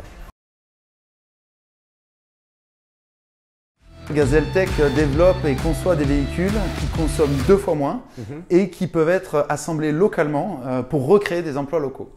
Tout ça, c'est possible grâce à une technologie de châssis entièrement en matériaux composites que nous avons développé et breveté et qui permet à la fois d'alléger le véhicule tout en conservant le confort et la sécurité et d'autre part d'envoyer le véhicule, le châssis localement avec seulement 10 pièces et ces 10 pièces peuvent être assemblées n'importe où et sans outil en 1 heure. Donc on peut ensuite les rassembler dans la micro-usine et remonter le véhicule intégralement dans des micro-usines telles que celle-ci. Okay. Eh ben, nous, on va vous accompagner dans le développement de votre véhicule sur mesure, qui en plus pourra profiter de notre technologie de châssis en matériaux composites et de notre système de production relocalisé. On est une sorte de super fournisseur de rang 1 qui va vous aider à accompagner votre projet de véhicule jusqu'à la production. Et ensuite, vous récupérez la production du véhicule et vous pouvez le vendre et le maintenir classiquement. L'engagement de GazelTech, c'est vraiment d'aller créer des emplois là où les véhicules vont être utilisés, que ce soit en France, dans nos campagnes ou bien à l'étranger, dans les pays en voie de développement. Alors, Nilsson Concept, on propose des vélostations. C'est un concept très simple. Un abri vélo dans lequel vous pouvez garer et sécuriser votre vélo en tant qu'abonné et accéder en vélo partage à un vélo cargo de ce type-là, qui vous permet de tester le vélo cargo comme une vraie alternative à la voiture et vous convaincre ou pas de lâcher éventuellement votre deuxième voiture au bout de quelques temps. Alors là où on va être hyper pertinent pour des entreprises, c'est qu'on va pouvoir proposer des solutions de sécurisation du vélo et accompagner les pratiques existantes et les pratiques futures du vélo taf, avec notamment un compteur qui permet de comptabiliser les kilomètres, les CO2 évités et puis donner la preuve des kilomètres parcourus et des itérations pour le forfait mobilité durable. Pour les collectivités, des microstations qui vont consommer l'espace d'une place de parking voiture qu'on peut installer en pied d'immeuble, là où bien souvent sur des anciens immeubles il n'y a pas l'espace pour sécuriser des vélos en intérieur. Et donc on met une microstation devant les immeubles et on apporte du service aux résidents. Alors nous, on est leader de l'autopartage pour entreprises et collectivités en Europe. Donc on va aider globalement les entreprises à optimiser leur deuxième poste de dépense qui est la mobilité. In fine, avec notre technologie, on peut réduire de 30 à 35% le budget automobile d'une entreprise. En temps de crise, c'est super intéressant. Comment est-ce qu'on fait ça? On a une technologie embarquée qui va remonter des informations du véhicule à un système d'information pour pouvoir ensuite piloter et driver son parc automobile. On travaille aujourd'hui sur un outil pour permettre aux entreprises de rentrer en conformité l'homme, c'est-à-dire loi d'orientation des mobilités, en leur permettant d'identifier les véhicules qui peuvent être remplacés en électrique dans leur parc. Alors Pony, on est un opérateur de micromobilité partagée. D'accord. C'est-à-dire qu'on met à disposition, ici à Angers des Angevins et ailleurs dans d'autres villes, des habitants, des trottinettes, des vélos mécaniques et des vélos à assistance électrique à la location. Ils sont disponibles via une application mobile, donc tu télécharges l'application Pony, tu viens déverrouiller le véhicule, tu fais ton trajet, tu verrouilles le véhicule, on te facture et tu as pu effectuer un trajet. Et on fait ça avec un modèle participatif unique, puisque en plus de louer les véhicules aux habitants, on va aussi leur vendre. Donc toi par exemple, tu peux acheter une trottinette ou un vélo Pony, et à chaque fois que ton véhicule va faire un trajet, tu vas récupérer 50% des revenus. D'accord. Nous, avec les autres 50%, on va se charger de la maintenance, de la recharge et de s'assurer que tous les trajets sont faits en sécurité. C'est une bonne manière d'investir dans la mobilité durable, tout en espérant un retour sur investissement qui est clairement pas négligeable.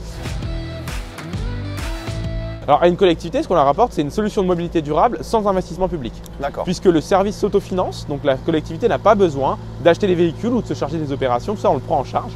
L'autre avantage de Pony, c'est qu'avec notre modèle participatif, en fait, on va vraiment accélérer la transition vers une mobilité durable parce que par exemple, si tu as une trottinette, tu vas voir des amis, tu vas leur dire « Ah attends, essaye ma trottinette Pony, tu vas voir c'est génial, prends mon vélo ». Et là, tout le monde va aller beaucoup plus vite vers la transition sur une mobilité durable. Donc ça, c'est quand même assez unique et ça permet vraiment de sortir un peu de l'usage de la voiture individuelle. L'école de design, c'est un établissement d'enseignement supérieur dédié au design, associé à l'Université de Nantes. Deux choses qu'on étudie particulièrement, c'est un design beaucoup plus métier, avec des métiers comme le designer produit, le designer transport, le designer d'espace, le designer graphique ou encore le design d'interface numérique, qui est étudié pendant le cycle bachelor. Et pendant le cycle master, là, on est davantage sur un design attelé à des problématiques socio-économiques, c'est-à-dire un designer dans la ville, un designer dans le contexte de la santé, un designer dans le contexte du numérique et de l'intelligence artificielle par exemple, et un designer dans le contexte de l'international ou de l'alimentation. Pour évoquer cette thématique de la mobilité, je suis avec Valérie Renaudin, directrice de l'équipe géologue de l'université Gustave Eiffel. Bonjour Valérie. Bonjour. On a vu donc plein de sujets en lien avec la mobilité, qu'elle soit servicielle ou liée à de l'usage ou du développement de nouveaux véhicules. Je crois savoir que c'est un domaine que vous connaissez bien, car au moment où on parle de micromobilité, on pourrait qualifier votre domaine de recherche de nanomobilité, ce qui éveille ma curiosité forcément et donne envie d'en savoir plus. Ouais, je pense qu'on peut s'amuser à parler de nano-mobilité ou de nanotech autour de la mobilité. Globalement, historiquement, on démarre sur des mobilités à grande échelle avec des voitures, des trains, des avions. Et puis avec l'évolution des objets connectés et des microtechnologies, nanotechnologies, on s'intéresse de plus en plus à l'humain dans son déplacement. Et donc on passe d'une échelle macro à une échelle micro, avec toutes les problématiques que ça pose même aujourd'hui là autour de la régulation, jusqu'à une nano demain. Et peut-être dans ce nano, ce sera vous équipé de capteurs dans votre veste, dans vos chaussures, dans vos lunettes, qui vous accompagneront dans qui vous êtes au travers de votre mobilité. D'accord. Donc on sent un lien assez fort entre la recherche et l'innovation, l'émergence de nouvelles technologies. Je crois savoir que vous êtes membre du comité scientifique d'ID4CAR. Est-ce que vous pouvez nous expliquer en quelques mots le rôle de ce comité dans l'activité du pôle ? Alors, le comité, en fait, il se réunit régulièrement pour écouter les présentations de porteurs de projets. En son sein figure un certain nombre de spécialistes de domaines complètement différents. On se complète, on va dire. Et notre rôle va être à l'écoute des projets qui sont présentés, de poser des questions dans l'objectif d'améliorer les dossiers et d'accompagner les porteurs pour augmenter leurs chances de succès. Et ce rôle-là, c'est un rôle qui va à la fois permettre d'éviter des choses évidentes que le porteur aurait peut-être pas vues par rapport à son projet, ou alors de lui proposer des améliorations, ou encore d'amener des ouvertures qui vont me donner une autre dimension dans le cadre du projet. Donc finalement, on va avoir un rôle d'expertise et d'accompagnement pour augmenter les chances des porteurs du projet à mieux se placer passer dans un écosystème. D'accord, oui, et donc des projets qui sont soit colorés industrie, soit mobilité. Justement, quand on parle de mobilité, on dit là ou les mobilités? Alors j'ai envie de dire, ça dépend d'où on vient. Si on parle réglementation, si on parle technologie, et puis peut-être quel âge on a. Finalement, je pense qu'on pouvait assez facilement dire la mobilité, et maintenant aujourd'hui parler de les mobilités, jusqu'à la mobilité plurielle en fait qu'on a aujourd'hui. Donc j'ai presque envie de dire que parler de la mobilité, c'est presque un peu ringard aujourd'hui, sachant que les mobilités se déclinent tous les jours et elles posent plein de problèmes en termes d'interaction, parce qu'elles sont tellement plurielles et diverses qu'elles n'ont aucune réponse unique d'un point de vue technologique, et elles posent plein de problèmes sur comment on va mettre en place une mobilité avec une autre dans un écosystème et une ville. Ok. Est-ce que, je me permets le rebond, mais est-ce que c'est ce qu'on entend lorsqu'on parle de multimodalité, par exemple, pour la mobilité? Oui et non, parce que sur la multimodalité, on a tendance plutôt à concevoir la chaîne multimodale. C'est-à-dire qu'on a aujourd'hui dans notre quotidien une offre de mobilité qui est gigantesque, et je suis un peu consommateur de cette mobilité. Et dans mon déplacement, je vais vivre l'ensemble des modes de transport différents qui vont m'amener d'un point A à un point B. À partir du moment où on s'adresse à l'humain dans son déplacement, ou au robot, ou à la petite chose jusqu'à la nanotechnologie, on peut forcément se poser la question de comment accompagner la personne dans son déplacement du début à la fin sur la chaîne multimodale. Ok. Du fait de votre expérience, je trouvais intéressant de vous demander si vous aviez perçu une évolution au niveau des projets ou des sujets liés à ces questions de mobilité que vous pouvez voir passer notamment dans le cadre du comité scientifique ID4CAR. Alors plutôt qu'un exemple, j'ai des grands ensembles qui me viennent en tête. Beaucoup de projets aujourd'hui s'intéressent à l'automatisation du transport. Le véhicule autonome est la première chose, le train autonome le sera demain. Et finalement, ça pose plein de questions autour de l'acceptation de cette automatisation. Donc il y a les aspects technologiques et les aspects sociaux. Par exemple, un véhicule autonome aujourd'hui, qu'il soit un bus ou autre en collectif, roule très lentement, présente des phases d'arrêt. Est-ce que ce véhicule est adapté à moi? Comment il s'intègre dans un écosystème? Comment il partage la voirie? Comment il interprète des intentions de traversée de gens autour? Donc il y a énormément de choses qui sont autour de l'automatisation du transport. Beaucoup de projets sont autour de ce que j'appelle la rencontre numérique. Donc autour du digital, il y a énormément de services de mobilité autour des smartphones. Mais l'ensemble de ces services finalement se pose la question de l'organisation de la rencontre pour des applications de mobilité. Ça peut être pour une optimisation d'un partage en commun dans un cadre associatif, ça peut être pour réduire une empreinte carbone sur des partages de trajets, ça peut être sur de l'observation d'un territoire pour augmenter et améliorer une offre de services en transport en commun. Donc moi je vois tous ces travaux autour de la notion de la rencontre autour de la mobilité en digital. Et puis le troisième ensemble que je vois beaucoup passer, c'est autour du fait d'utiliser la mobilité pour remplacer des travaux qui finalement sont un peu pénibles pour l'humain. Par exemple dans le cadre du milieu agricole ou dans le cadre de la maintenance. D'accord, oui, donc finalement là aussi, tout comme du côté industriel, sur la mobilité, on a là aussi de belles perspectives d'avenir devant nous et de beaux projets et beaux développements à venir. Merci Valérie pour cet échange. Merci. Pour poursuivre cette prise de hauteur et ce retour à l'essentiel, après les piétons et la marche, nous allons évoquer ensemble comment la nature et le biomimétisme sont des sources d'inspiration pour imaginer la mobilité de demain. Pour ce faire, nous allons assister à une conférence de Sidney Rostand, fondateur et CEO de Bioxégie, spécialiste et référence française dans le biomimétisme. Sidney, c'est à vous.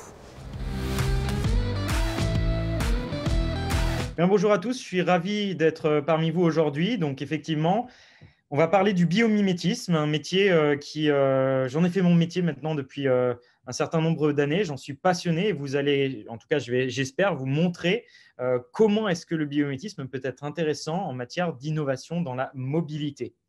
Alors, un petit mot sur moi, je ne suis pas forcément étranger par rapport à la mobilité dans la mesure où j'ai commencé ma carrière dans les entreprises, les constructeurs automobiles allemands, chez Audi et chez Porsche, avant de découvrir ce domaine incroyable qui est le biomimétisme. Alors, avant toute chose, qu'est-ce qu'il y a derrière cette notion du biomimétisme? Qu'est-ce qui justifie la logique d'aller s'inspirer du vivant? Je pense que ça se résume en une photo. Cette photo que vous voyez, ça a été pris par l'équipage d'Apollo 8. Donc c'est le premier équipage qui a fait le tour de la Lune et qui fait ce magnifique cliché Earthrise de la Terre, donc du lever de terre, comme on dit en français, et qui montre finalement ce que vivent beaucoup d'astronautes depuis, la fragilité et le côté inédit qui est celui de pouvoir protéger et héberger la vie dans un univers finalement très peu connu. Alors la vie, c'est quoi? La vie, c'est un ensemble d'espèces qu'on connaît bien, hein, un lion, un arbre, une fourmi, un chat évidemment, qu'on connaît parfois, des espèces qu'on connaît parfois trop bien. C'est toutes ces espèces dont on connaît le nom vernaculaire, hein, on connaît la famille, ok, ça c'est une méduse, mais donner le nom de l'espèce en particulier, c'est un peu plus compliqué. Ok, ça c'est une plante, mais l'espèce en tant que telle, on a du mal aussi. Et puis la vie, c'est toutes ces espèces qu'on connaît moins, qui nous intriguent, qui nous paraissent parfois totalement lunaires, extraterrestres. Mais en réalité, la vie, plus on prend du temps à l'observer, plus on se donne le temps de la considérer et de la regarder à la loupe parfois, plus on se rend compte, au-delà de ces espèces qu'on connaît ou qu'on ne connaît pas, finalement, plus on se rend compte de sa sophistication. On se rend compte que la vie, elle est finalement régie par un ensemble de mécanismes ultra pointus qui ne sont pas du tout dus au hasard et qui donnent finalement cette sophistication, cette technologie de pointe à cette vie, allant même dans des détails qui sont insoupçonnés ou qui ont été très longtemps insoupçonnés, à aller jusqu'à coder l'information et à faire du système d'information, donc bien au-delà de l'anatomie. Et la vie, c'est évidemment nous, êtres humains, qui avons créé finalement des technologies d'une très grande puissance, hein, qui avons presque eu tendance à totalement se défaire et à se considérer aussi comme indépendants du vivant. Mais ce qui nous mène aussi aujourd'hui, et je suis sûr que vous le vivez dans nombre de vos projets, dans toutes les industries, c'est la même chose. Aujourd'hui, on est face à un dilemme aussi, c'est que notre intelligence, qui fait de nous, les êtres humains, une capacité cognitive très forte, a fait aussi une sophistication et une complexification progressive de nos systèmes productifs, de nos technologies, qui aujourd'hui nous mènent dans un dilemme ou dans une impasse. Comment continuer à innover de façon soutenable, comment continuer à innover et à concilier cette notion de progrès technologique, de compétitivité technologique d'une part, et de l'autre, eh bien, de soutenabilité technologique. C'est aujourd'hui le dilemme de n'importe quelle entreprise, de n'importe quel industriel. Et finalement, on aurait tendance à se dire qu'on a besoin de recettes nouvelles, on a besoin d'une R&D ou d'une innovation audacieuse. Eh bien, moi, je vais apporter une petite nuance. Au final, est-ce qu'on n'irait pas justement regarder dans les recettes les plus anciennes? Parce que c'est ça la vie. La vie que je vous ai décrite, c'est 1,5 million d'espèces connues à ce jour. On estime qu'il pourrait même y en avoir 10 à 15, parfois certaines estimations qui intègrent les virus, on en parle, hein, c'est d'actualité, estiment qu'il y a 100 millions d'espèces vivantes dans le monde. Eh bien, c'est tout autant de brevets. La vie, c'est ni plus ni moins que 3,8 milliards d'années de recherche et de développement. L'évolution, les mécanismes de l'évolution ont fait émerger dans des environnements sous contrainte des techniques, des fonctions, des mécanismes, parfois même aussi des comportements et des stratégies qui sont ultra sophistiqués, ultra optimisés. C'est ça la vie et c'est la philosophie qui est à la base du biomimétisme. Alors le biomimétisme, parlons-en. Pour commencer de la façon la plus simple, si on doit retenir une définition de ce que c'est que le biomimétisme, c'est une approche de recherche et de développement, une approche de recherche et d'innovation, qui consiste à s'inspirer de l'ingéniosité, c'est-à-dire de cette intelligence, de cette sophistication du savoir-faire du vivant, c'est-à-dire les mécanismes, comme je disais, les fonctions, les propriétés et les comportements. Le but, il est simple, c'est d'innover autrement, c'est d'innover plus intelligemment et c'est de se baser aussi sur la sobriété fonctionnelle du vivant pour innover de façon durable. Alors, le biomimétisme existe depuis un certain nombre d'années. En réalité, on a déjà vu des inventeurs du type Léonard de Vinci, Clément Ader en France, soit au XVIe siècle, au XVIIIe, au XIXe siècle, s'inspirer de la morphologie, des formes du vivant, pour créer des prototypes d'avions, des prototypes d'hélicoptères, parfois même des prototypes de voitures, des carrosseries spéciales, des roues, etc. En fait, s'inspirer du savoir-faire du vivant, ce n'est pas neuf. Cela dit, le biomimétisme en tant que discipline a pris un réel envol avec le XXe siècle, tout simplement avec l'émergence de capacités nouvelles à observer le vivant à des échelles aussi plus fines, des microscopes à balayage électronique, j'en passe et des meilleurs. Et donc, depuis les années 90 environ, le biomimétisme connaît une vraie émergence scientifique. On a une explosion internationale du nombre de publications scientifiques, mais aussi du coup de brevets industriels bio-inspirés. Tous secteurs confondus, ça touche aussi bien le textile que le spatial, la défense, l'aéronautique, l'automobile et évidemment aussi la chimie, la pharma, la santé, l'énergie et même la construction. Donc le biomimétisme connaît un vrai essor scientifique dans les universités. Alors quand on parle d'essor, on parle de quoi exactement? En fait, quand on regarde ce qui se passe en matière de sciences bio-inspirées, c'est surtout les États-Unis depuis les années 90. On parle de Harvard, de la DARPA, l'agence de défense américaine, le MIT, la NASA, Georgia Tech, Virginia Tech, Caltech, Stanford. Il y a énormément de laboratoires et de chercheurs qui s'activent depuis les années 90 en matière de recherche bio-inspirée et donc de publication et derrière aussi de brevets. Certaines technologies ont atteint des maturités TRL 9, donc des maturités commercialisées, des technologies qui sont commercialisées. On parle aussi de la Chine, avec une vraie poussée de la recherche et des brevets scientifiques bio-inspirés ou des brevets industriels bio-inspirés. En Chine, on parle de l'Académie des sciences chinoises, on parle de Jilin, on parle d'autres universités, y compris à Hong Kong, avec une vraie explosion du nombre un vrai essor de la recherche bio-inspirée en Chine, qui n'est pas dû au hasard. Aujourd'hui, parmi les 25 universités qui déposent des brevets, le plus de brevets à l'échelle mondiale bio-inspirés, il y en a 17 qui sont chinoises et 4 qui sont américaines. Les puissances de la bio-inspiration et du biomimétisme, c'est aussi le Japon et la Corée, on va en parler, l'Allemagne, au travers du très puissant Fraunhofer Institute, de l'Université technologique de Munich, de Karlsruhe, l'Université de Stuttgart, qui est très lié au complexe industriel allemand, y compris dans la chimie, mais aussi dans l'automobile. Le Royaume-Uni et la Chine font aussi de la bio-inspiration. Il y a de plus en plus de laboratoires. L'École polytechnique fédérale de Lausanne. Au Royaume-Uni, c'est les différentes universités, les différents centres de recherche, Cambridge, j'en passe et des meilleurs. Et en France, on n'est pas forcément en avance par rapport à l'Allemagne. On a même pris du retard. Pour autant, le CNRS a inscrit le biomimétisme comme faisant partie de ses priorités stratégiques à l'échelle 2023. Alors, on a parlé évidemment beaucoup de brevets. Qu'est-ce qu'il y a derrière? Il y a certaines études, il n'y en a pas tant que ça en matière de biomimétisme, mais il y a certaines études qui tendent à montrer une vraie explosion, une vraie émergence du nombre de brevets. On est à plus 741% entre 2000 et 2014. On estime que ça pourrait représenter aux États-Unis seuls 425 milliards de dollars dans le PIB américain, tout secteur confondu. Alors tout ça, c'est des grands indicateurs évidemment, mais quelle est la réalité pour le secteur de la mobilité? Quelle est la réalité derrière ça? En gros, en somme, la question que je me suis posée et les réponses que je vais essayer de vous apporter maintenant, c'est comment est-ce que la R&D bio-inspirée, comment est-ce que le biomimétisme peut être utile dans votre domaine? Alors, en réalité, il y a on pourrait donner énormément d'exemples et de domaines d'application. En l'espace de quelques minutes, évidemment, je ne vais citer que certains domaines qui me paraissent pertinents et que, je l'espère, vont vous aider à vous projeter, que j'espère vous aideront à illustrer cette pertinence et cette opportunité du biomimétisme. Dans la mobilité, le biomimétisme est utile à plein d'échelles très différentes. On peut travailler sur la thermorégulation, notamment la thermorégulation de composants, pourquoi pas dans l'automobile, mais aussi dans le ferroviaire. C'est très utile pour des fournisseurs dans le ferroviaire, dans l'automobile, dans l'aéronautique.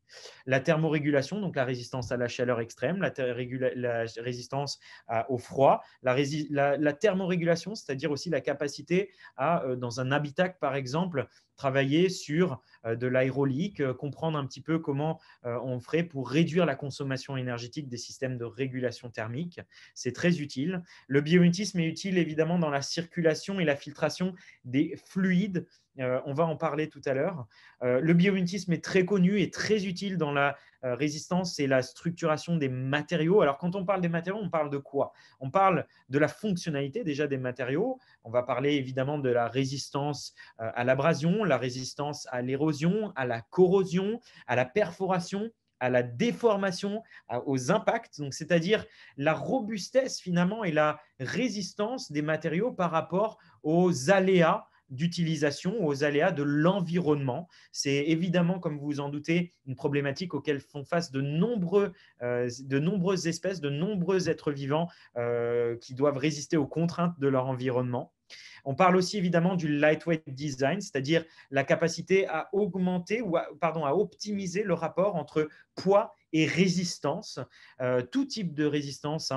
On parle de flexion, de torsion, de perforation, comme je l'ai dit, et évidemment l'optimisation de l'utilisation des matériaux, c'est-à-dire la réduction de l'utilisation de matériaux dans certains process, dans certaines parties, dans certains composants. Donc, il y a évidemment une très grosse composante parcimonie, sobriété technologique et durabilité technologique, avec en trame de fond la capacité aussi du biomimétisme à trouver des matériaux alternatifs, remplacer le plastique, remplacer les produits pétrosourcés, utiliser des produits biosourcés avec des très bonnes caractéristiques mécaniques, des caractéristiques de fiabilité. Donc vraiment, tout ce qui va graviter autour des matériaux, c'est un sujet ou c'est un domaine de pertinence pour le biomimétisme qui est très présent.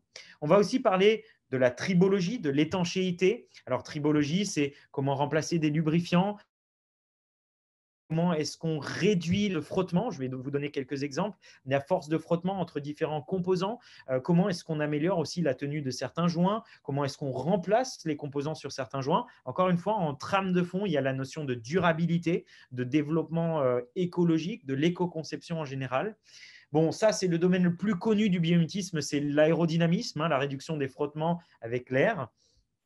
Vous avez aussi tout ce qui va graviter autour du NVH, Noise Vibration Harshness, la réduction de la transmission de vibrations mécaniques, etc. Il y a aussi des notions de fiabilité, de tenue des matériaux, de réduction de la fatigue, évidemment. Et puis, il y a un domaine que nous apprécions et qui est finalement, on ne s'en doute pas forcément en matière de biomimétisme, mais c'est les capteurs, les technologies interactives. Les ADAS, finalement, c'est-à-dire la capacité du vivant à détecter son environnement, réagir à son environnement et du coup, comment est-ce que ça peut inspirer des algorithmes ou des senseurs, des capteurs utiles dans le domaine des ADAS. Alors, je vais vous donner quelques exemples qui, je l'espère, vous aideront à vous projeter en matière de biomimétisme. Le premier, c'est un exemple de revêtement anti-reflet, pourquoi pas sur des vitres, des éléments des éléments tout simplement à l'intérieur de l'habitacle, voire évidemment des consoles, des interfaces. Je vais vous donner un exemple. Il y a quelques années, vous avez l'Université de Floride qui a travaillé sur le revêtement des yeux des papillons de nuit qui doivent être extrêmement discrets dans la nuit et éviter les reflets de la lune pour ne pas se faire repérer par leurs prédateurs. Pour ce faire, ils ont des picots très spécifiques, on appelle ça une microstructure sur la surface de l'œil qui va capturer, qui va emprisonner les rayons incidents. Elle l'emprisonne tellement bien que ça a inspiré ces chercheurs de l'Université de Floride pour créer un revêtement anti-reflet. Ils reprennent tout simplement des picots et donc la microstructuration, c'est-à-dire la morphologie très spécifique de la surface des yeux du papillon de nuit pour créer ce revêtement anti-reflet. Tenez-vous bien, ils ont réussi à avoir un indice à réduire l'indice de réfraction de reflet à l'ordre de 0,23%. C'est-à-dire qu'il y a seulement 0,23% des rayons incidents qui sont effectivement réfléchis. Le reste est totalement absorbé. Très utile quand on veut travailler tout simplement sur le confort de l'utilisateur sur des interfaces ou sur des optiques spécifiques. Un autre exemple, l'anti-buée, vous le savez, ça peut être une problématique sur des optiques, sur des capteurs, des senseurs, y compris en matière de fiabilité des ADAS, ou sur des vitres peut-être aussi.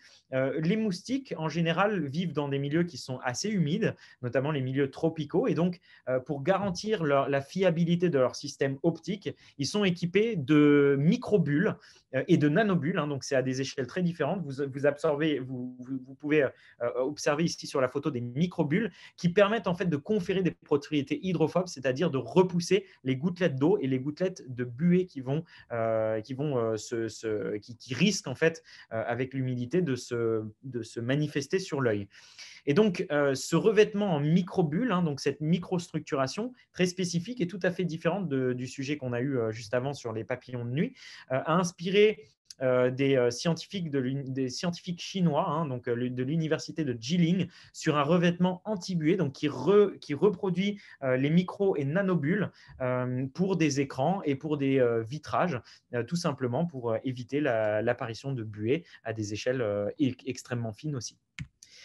Autre exemple intéressant, les véhicules, quels qu'ils soient, hein, que ce soit dans l'automobile ou dans l'aéronautique, dans le ferroviaire, il y a toujours les problématiques évidemment de consommation énergétique. Donc ça, c'est des recherches qui ont été menées en Belgique sur la luminescence. Alors, la luminescence, c'est le principe physiologique, hein, notamment chez la luciole par exemple, qui concerne, c'est une réaction chimique qui va tout simplement émettre de la lumière dans le vivant. Les insectes l'utilisent pour communiquer ou pour se défendre des prédateurs. La luciole, pour optimiser la transmission de lumière qui se passe à l'intérieur de son abdomen, elle doit tout simplement optimiser la transmission quand la lumière va passer de l'intérieur de l'abdomen, c'est-à-dire là où la réaction chimique se produit, à l'extérieur. Et le problème, c'est qu'il y a un cuticule, donc c'est-à-dire une carapace qui va protéger cet abdomen. Donc comment est-ce qu'elle fait pour transmettre le maximum de rayons et d'avoir finalement une transparence en fait de cette cuticule, de son exosquelette? Elle va avoir un abdomen qui est écaillé. Ces écailles ont une morphologie très spécifique, hein, avec des pointes au bout des écailles qui permettent d'atteindre une amplification lumineuse. En reproduisant la structure des écailles, donc surtout l'agencement et la forme des écailles sur le boîtier contenant les LED, ces chercheurs belges ont réussi à obtenir 95% de transmission de la lumière. C'est-à-dire qu'il y a seulement une infime partie des rayons qui sont réellement réfléchis à l'intérieur et qui vont se perdre. La plupart des rayons sont bien transmis vers l'extérieur. C'est très intéressant quand on veut tout simplement augmenter la transmission entre la LED et le boîtier et donc l'extérieur. Un autre exemple de l'ingéniosité du biomimétisme.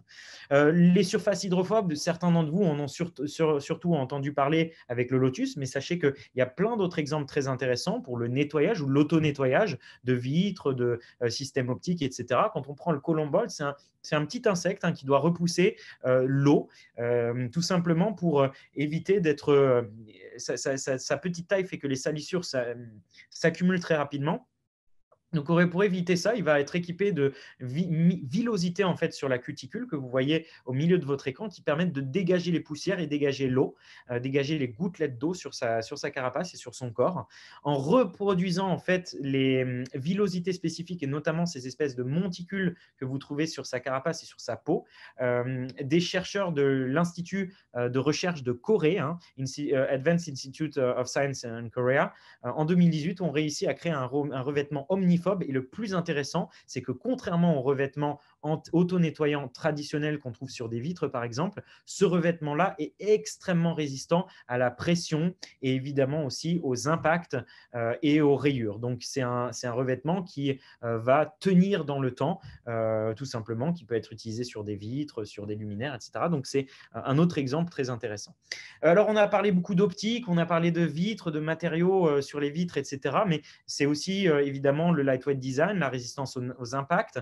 Là, vous avez un exemple, hein, d'un matériau composite en époxy, carbone époxy, qui a été structuré en prenant modèle sur la structure des élytres. Hein. C'est l'université de sciences aéronautiques chinoise qui a travaillé là-dessus. Les élytres, c'est les carapaces, les sortes de protection des ailes que vous avez au-dessus des ailes des scarabées. Vous le voyez aussi sur certaines coccinelles, hein, c'est-à-dire c'est des structures qui viennent protéger les ailes avant qu'elles ne se déploient. Et elles doivent être très légères, tout simplement pour permettre au scarabée ou à la coccinelle de voler, mais en même temps résistant pour éviter les attaques des prédateurs. Donc il y a un feuillage très particulier en fait que vous voyez à l'écran qui permet de résister notamment à certains vecteurs de flexion ou de pression, donc qui est capable de résister à différentes contraintes mécaniques. Donc ce matériau composite est très utile dans l'aéronautique, j'imagine qu'il peut l'être dans plein d'autres domaines. Autre exemple, on avait parlé de la tribologie tout à l'heure, le poisson des sables, c'est un amphibien qui va se glisser sur le sable dans des milieux arides à très grande vitesse. Pour éviter une abrasion et une détérioration de sa peau, il va être équipé d'écailles à des échelles macro, donc qui sont visibles sur l'écran, mais aussi à des écailles à des échelles beaucoup plus fines. Cette peau écaillée et la disposition, surtout l'angle en fait d'incidence de ces écailles, va permettre de réduire le coefficient de friction entre le sable et la peau et donc garantir l'intégrité structurelle du poisson de sable, donc de ce petit lézard, reproduit finalement à des échelles par pulsation laser en fait sur des métaux. Des ingénieurs de l'université technologique de Karlsruhe en Allemagne ont réussi à créer des surfaces d'aluminium à très faible coefficient de friction. Ils ont réussi à réduire la friction, les forces de frottement de 40%, très utile dans tous les systèmes de propulsion pour éviter les déperditions énergétiques. Dioxégie, l'entreprise que j'ai fondée, travaille là-dessus, par exemple, dans l'horlogerie, dans les mouvements, dans les rouages de la montre pour éviter les déperditions énergétiques. Je finirai par un exemple qui, moi, me tient bien à cœur. C'est le biomimétisme on avait parlé de l'algorithmique dans les ADAS, dans la capacité à comprendre l'environnement.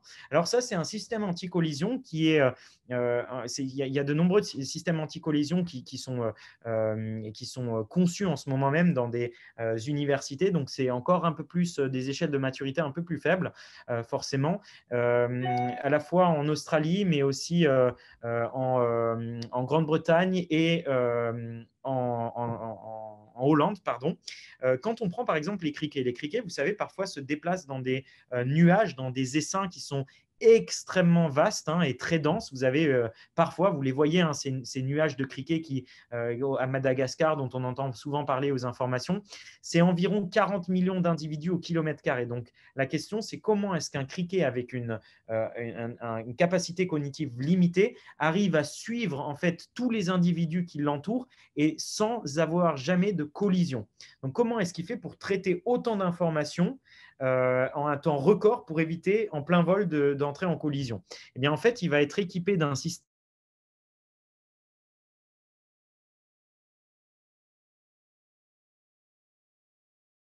Lobula Giant Movement Detector. Donc, c'est en fait un neurone géant qui permet de créer un filtre entre les yeux, et donc le signal entrant, et le système nerveux central, c'est-à-dire le cerveau.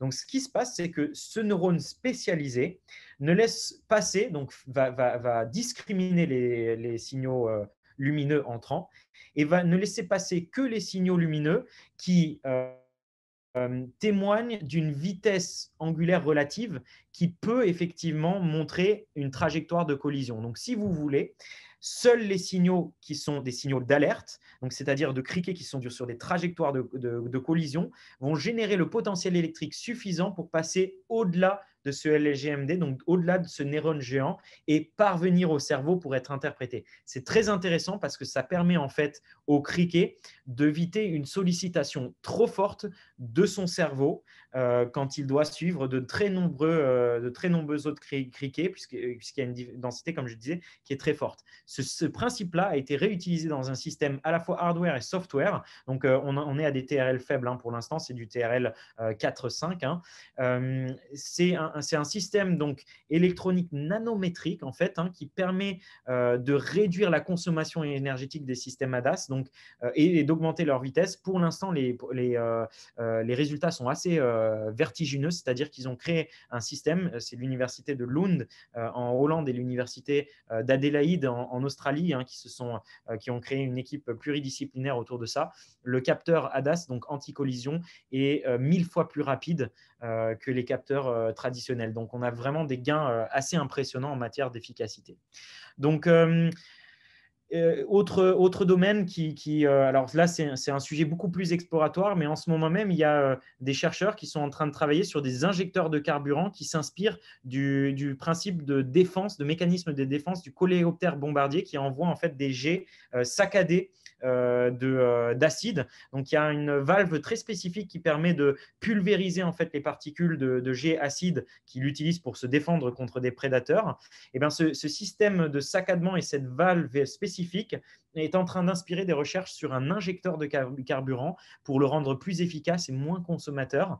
Alors ça, c'est des recherches qui sont en cours, qui sont à très faible maturité pour l'instant, TRL 2, 3, mais je voulais vous l'évoquer pour vous montrer un peu la variété des technologies bio-inspirées.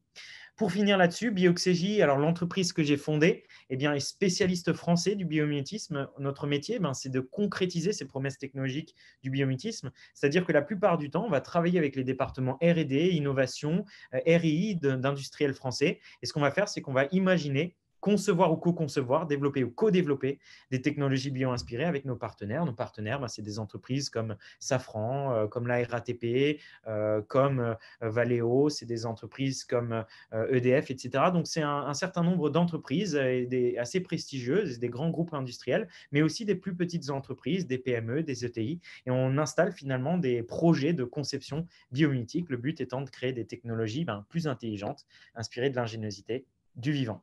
Si vous avez la moindre question au-delà de cette conférence-là, je vous propose de me poser des questions. Je suis toujours disponible sur LinkedIn, par mail, sur notre site internet Bioxégie. Merci beaucoup.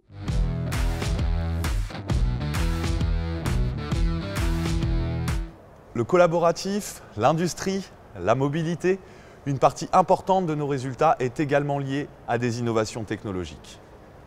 Elles sont au cœur de beaucoup de transitions qui s'alignent avec les stratégies de nos 3 régions et du contrat stratégique de filière. Elles permettent d'alimenter les 2 piliers formant notre industrie des mobilités. Pour s'en rendre compte et découvrir certains talents de notre écosystème, rien de tel que la preuve par image. Alors Kuhn, c'est le leader mondial des machines derrière le tracteur. Et nous sommes filiale 100% du groupe Kuhn, spécialisé en matériel d'élevage et d'entretien du paysage. Et là, vous êtes sur la ligne des automotrices qui sont en fabrication chez nous et pour lequel nous sommes un des leaders dans le monde sur ce type de produit. D'accord, bien. Et du coup, on ne reste pas leader comme ça sans innover. C'est quoi vos nouveaux projets pour l'année 2021 ? Le nouveau projet, c'est une machine de cette nature-là, de ce type-là, qui est complètement autonome, c'est-à-dire sans chauffeur. On a voulu innover de façon ponctuelle, ce qui fait qu'on a conservé nos savoir-faire essentiels qui sont mécano-soudure, on va dire comment circule un automoteur traditionnel, donc tout ce qui est hydraulique, fonction hydraulique, moteur, etc., auquel on a ajouté un système d'autonomie qui permet à la machine de faire les fonctions mais sans chauffeur. Chez IoT, on travaille sur ce qu'on appelle dans notre jargon les middleware, c'est-à-dire les composants qui se situent entre l'électronique et les applications, qui sont donc dans le domaine qu'on ne touche pas. Et donc ça inclut les systèmes d'exploitation, la gestion du cycle de vie des applications, les modèles de sécurité, les transferts des données vers le cloud et tous les autres composants génériques en fait. Alors, comme la plupart des gens en fait qui travaillent dans le logiciel automobile aujourd'hui, on vient de la téléphonie et du monde de la télévision. Et donc, notre premier travail en fait dans le monde de l'automobile a été les travaux qu'on a fait pour Automotive Grade Linux, consortium qui a été lancé par Toyota en 2015. Pour lequel on a fait à peu près 60% des contributions techniques et où on est responsable aussi bien de l'acquisition des données, du transfert des données sur le cloud, de la gestion du cycle de vie des applications, du modèle de sécurité et de tous les autres composants génériques en fait. L'actualité la plus récente, c'est le grand défi cyber, puisqu'on a été sélectionné avec 10 autres entreprises françaises comme étant lauréats en fait de ce concours qui était organisé par le cabinet du Premier ministre. Donc c'est pour nous effectivement une prime de 460 000 € et donc un joli cadeau des étrennes de premier de l'an un peu tard. Ça c'est l'élément actualité et autrement le gros travail aujourd'hui pour nous sur la partie 2021 et probablement 2022, c'est l'intégration de la safety et de la cybersécurité. Et donc comment est-ce qu'on fait cohabiter des systèmes Linux avec des systèmes temps réel, notamment des systèmes type AutoSAR par exemple dans le monde de l'automobile. Immersive est un acteur industriel français engagé dans la mobilité zéro émission grâce à la production de batteries très haute performance. Et chez nous, batterie très haute performance veut dire un temps de recharge très rapide, en moins de 10 minutes, parce qu'on a constaté, on est parti d'un constat assez simple, le frein au développement du véhicule électrique, c'est l'autonomie, le temps de recharge et le surcoût de la batterie. Et on adresse les trois grâce à des batteries plus petites, mais qui se rechargent beaucoup plus vite. Chez Immersive, on fait des batteries d'un genre un peu spécial, ce sont des batteries refroidies par immersion. Donc on marie de l'hydraulique, des liquides, avec des électrons. Immersive, c'est la réunion de deux experts, une société experte en fabrication de batteries et BMS, Battery Management System, donc l'organe qui régule les batteries, qui s'appelle Startech, et une société experte en gestion thermique, en développement de systèmes de gestion thermique, qui est ExoS. Et donc, on a regroupé le meilleur des deux compétences, et on a aussi des synergies commerciales, puisque voilà, ExoS est plutôt orienté à l'international chez des grands comptes, et Startech va être plutôt orienté sur des PME ETI, sur la France et les pays limitrophes. Alors on y parvient en rapprochant deux savoir-faire, des thermiciens d'un côté, et des électroniciens et constructeurs de batteries de l'autre. Et en mêlant ces deux savoir-faire, on peut faire des choses un petit peu dingues. Dingues sur la première approche, mais quelque part qui sont très vertueuses. D'accord. La thermique se gère beaucoup mieux. Et la safety aussi se gère beaucoup mieux, puisque un liquide en présence d'électrons, quand on choisit bien le liquide, permet aussi d'éviter des dégâts collatéraux en cas d'emballement thermique. Alors Eagle, c'est une jeune société éditrice de logiciels en SaaS. On développe une plateforme collaborative à destination des acteurs des territoires, publics et privés, pour les aider à tirer parti des données, les intégrer, les visualiser, les partager et développer des applications spécifiques si nécessaire. Pour une collectivité, c'est un ensemble qui traite un nombre de sujets importants, des sujets complexes avec un nombre de partenaires importants. Donc la collaboration, c'est un sujet clé. La donnée, c'est une puissance très importante pour poser des diagnostics et élaborer des stratégies. Et donc nous, on facilite la vie des gens qui ne sont pas spécialistes de la donnée pour travailler avec leurs partenaires sur ces sujets de territoire. École d'ingénieurs parmi les plus anciennes de France, l'ENSTA Bretagne est une référence pour la conduite de programmes d'innovation complexes. L'école travaille sur les technologies pour répondre aux grands défis sociétaux, comme la réduction des impacts environnementaux ou la sécurité des systèmes connectés. Les transports, du terrestre au naval en passant par l'aéronautique, y tiennent une place majeure. 1 millier d'élèves et de doctorants, dont 20% d'internationaux, étudient à l'ENSTA Bretagne. Nos enseignements et recherches couvrent les sciences mécaniques, les technologies de l'information, ainsi que les sciences humaines et sociales. Notre campus brestois accueille également un centre de recherche, d'importants moyens expérimentaux et l'incubateur d'entreprise. Le panel des expertises est étendu et certaines disciplines sont uniques en France. Parmi les profils qui intéressent la filière véhicules et mobilité, citons les ingénieurs de recherche en modélisation des matériaux et structures, les ingénieurs d'études et de conception de véhicules, qui ont une approche complète de la mécanique du véhicule, allant de la conception globale à ses différentes composantes, motorisation, dynamique ou transmission de puissance. Dernière interview plateau de cette matinée, je suis avec David Baucher, directeur innovation et développement produit au sein du groupe Gruo. Bonjour David. Bonjour. Si je vous dis technologie, spontanément, ça vous fait penser à quoi? Technologie, c'est un domaine très intéressant. La question que je me pose, c'est de la technologie, pourquoi en fait? Je rappelle que Gruo transforme des véhicules utilitaires pour des professionnels qui sont à la recherche d'un outil adapté à leur métier. Et donc la technologie pour la technologie, ça ne les intéresse pas. Ce qu'ils cherchent vraiment, c'est quelque chose qui répond à un besoin, quelque chose d'utile. Donc il faut vraiment de l'usage, que la technologie réponde à un usage. Ok, oui, je sentais que la réponse à un usage était en effet centrale dans ce que vous essayez de mettre en place chez Gruo. Vous êtes un carrossier constructeur historique, plus de 130 ans d'histoire. On se doute que l'innovation technologique et l'usage de nouvelles technologies sont au cœur de votre stratégie parce qu'il a forcément fallu innover pour rester compétitif. Bien sûr, bien sûr.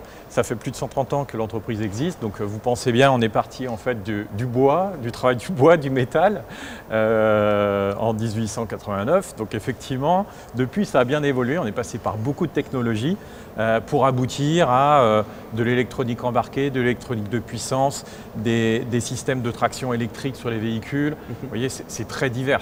Donc en fait, dans l'entreprise, on est très à l'écoute de toutes ces nouvelles technologies et l'entreprise a toujours su s'adapter à travers les différentes époques de l'entreprise.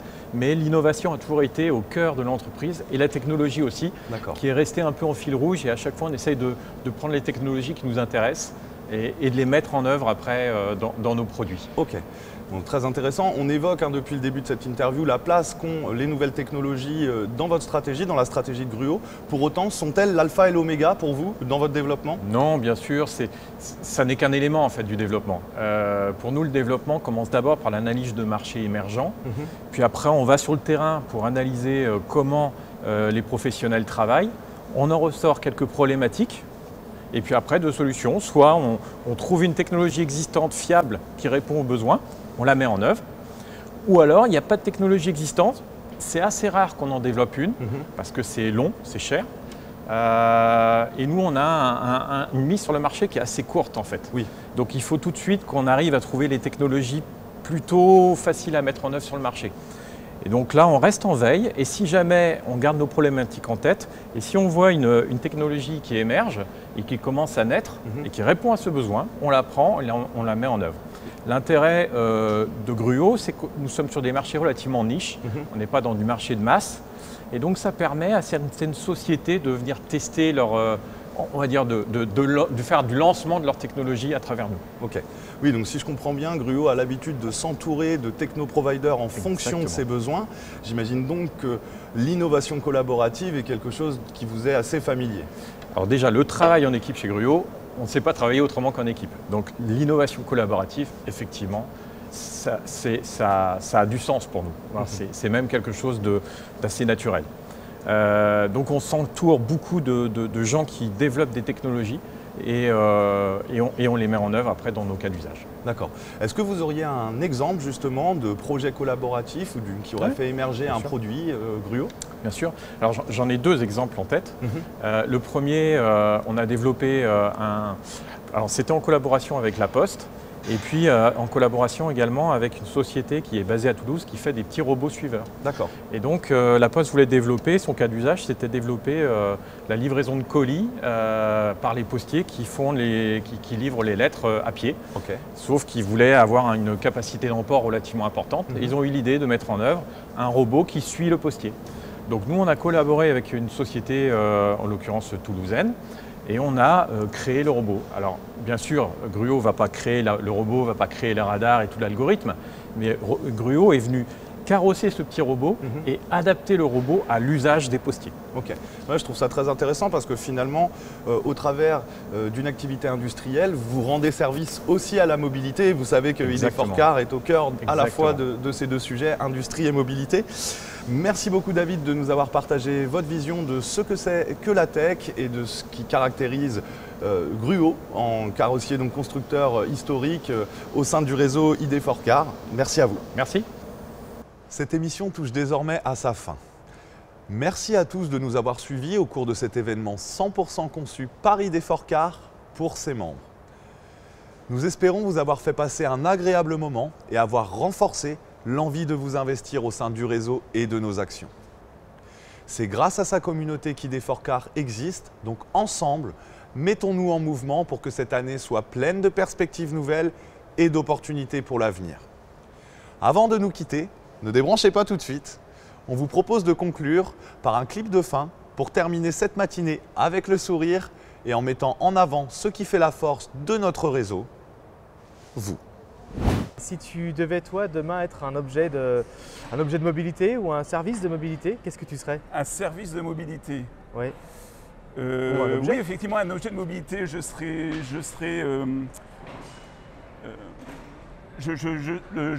quelque chose respectueux de l'environnement, je serais un cheval.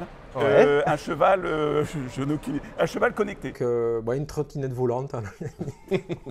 Juste comme ça, je dirais, entre le privé et le professionnel, j'associerais le vélo pour plein de choses. Original pour quelqu'un qui travaille dans l'automobile. Le vert, le sportif et l'effort. D'accord. Je pense que je serais une trottinette électrique pour l'aspect écologique. Et puis également pour la partie flexibilité, démarrer d'un point A à un point B où on veut, partout dans l'usine ou n'importe où, un peu comme nous aujourd'hui avec la 3D, avec l'usinage, avec la robotisation, voilà. Moi, je serais une solution aquatique sur l'eau, parce que j'aime beaucoup ça, et puis que c'est très agréable, et de préférence debout sur l'eau, parce que je trouve qu'être assis, c'est frustrant. Okay. Et donc une sorte de vélo sur l'eau. Je pense une trottinette, c'est un peu rebelle, c'est aussi super pratique, assez flexible, agile aussi, donc ça me plaît bien. Moi, je l'ai utilisé aussi un temps pour aller au travail.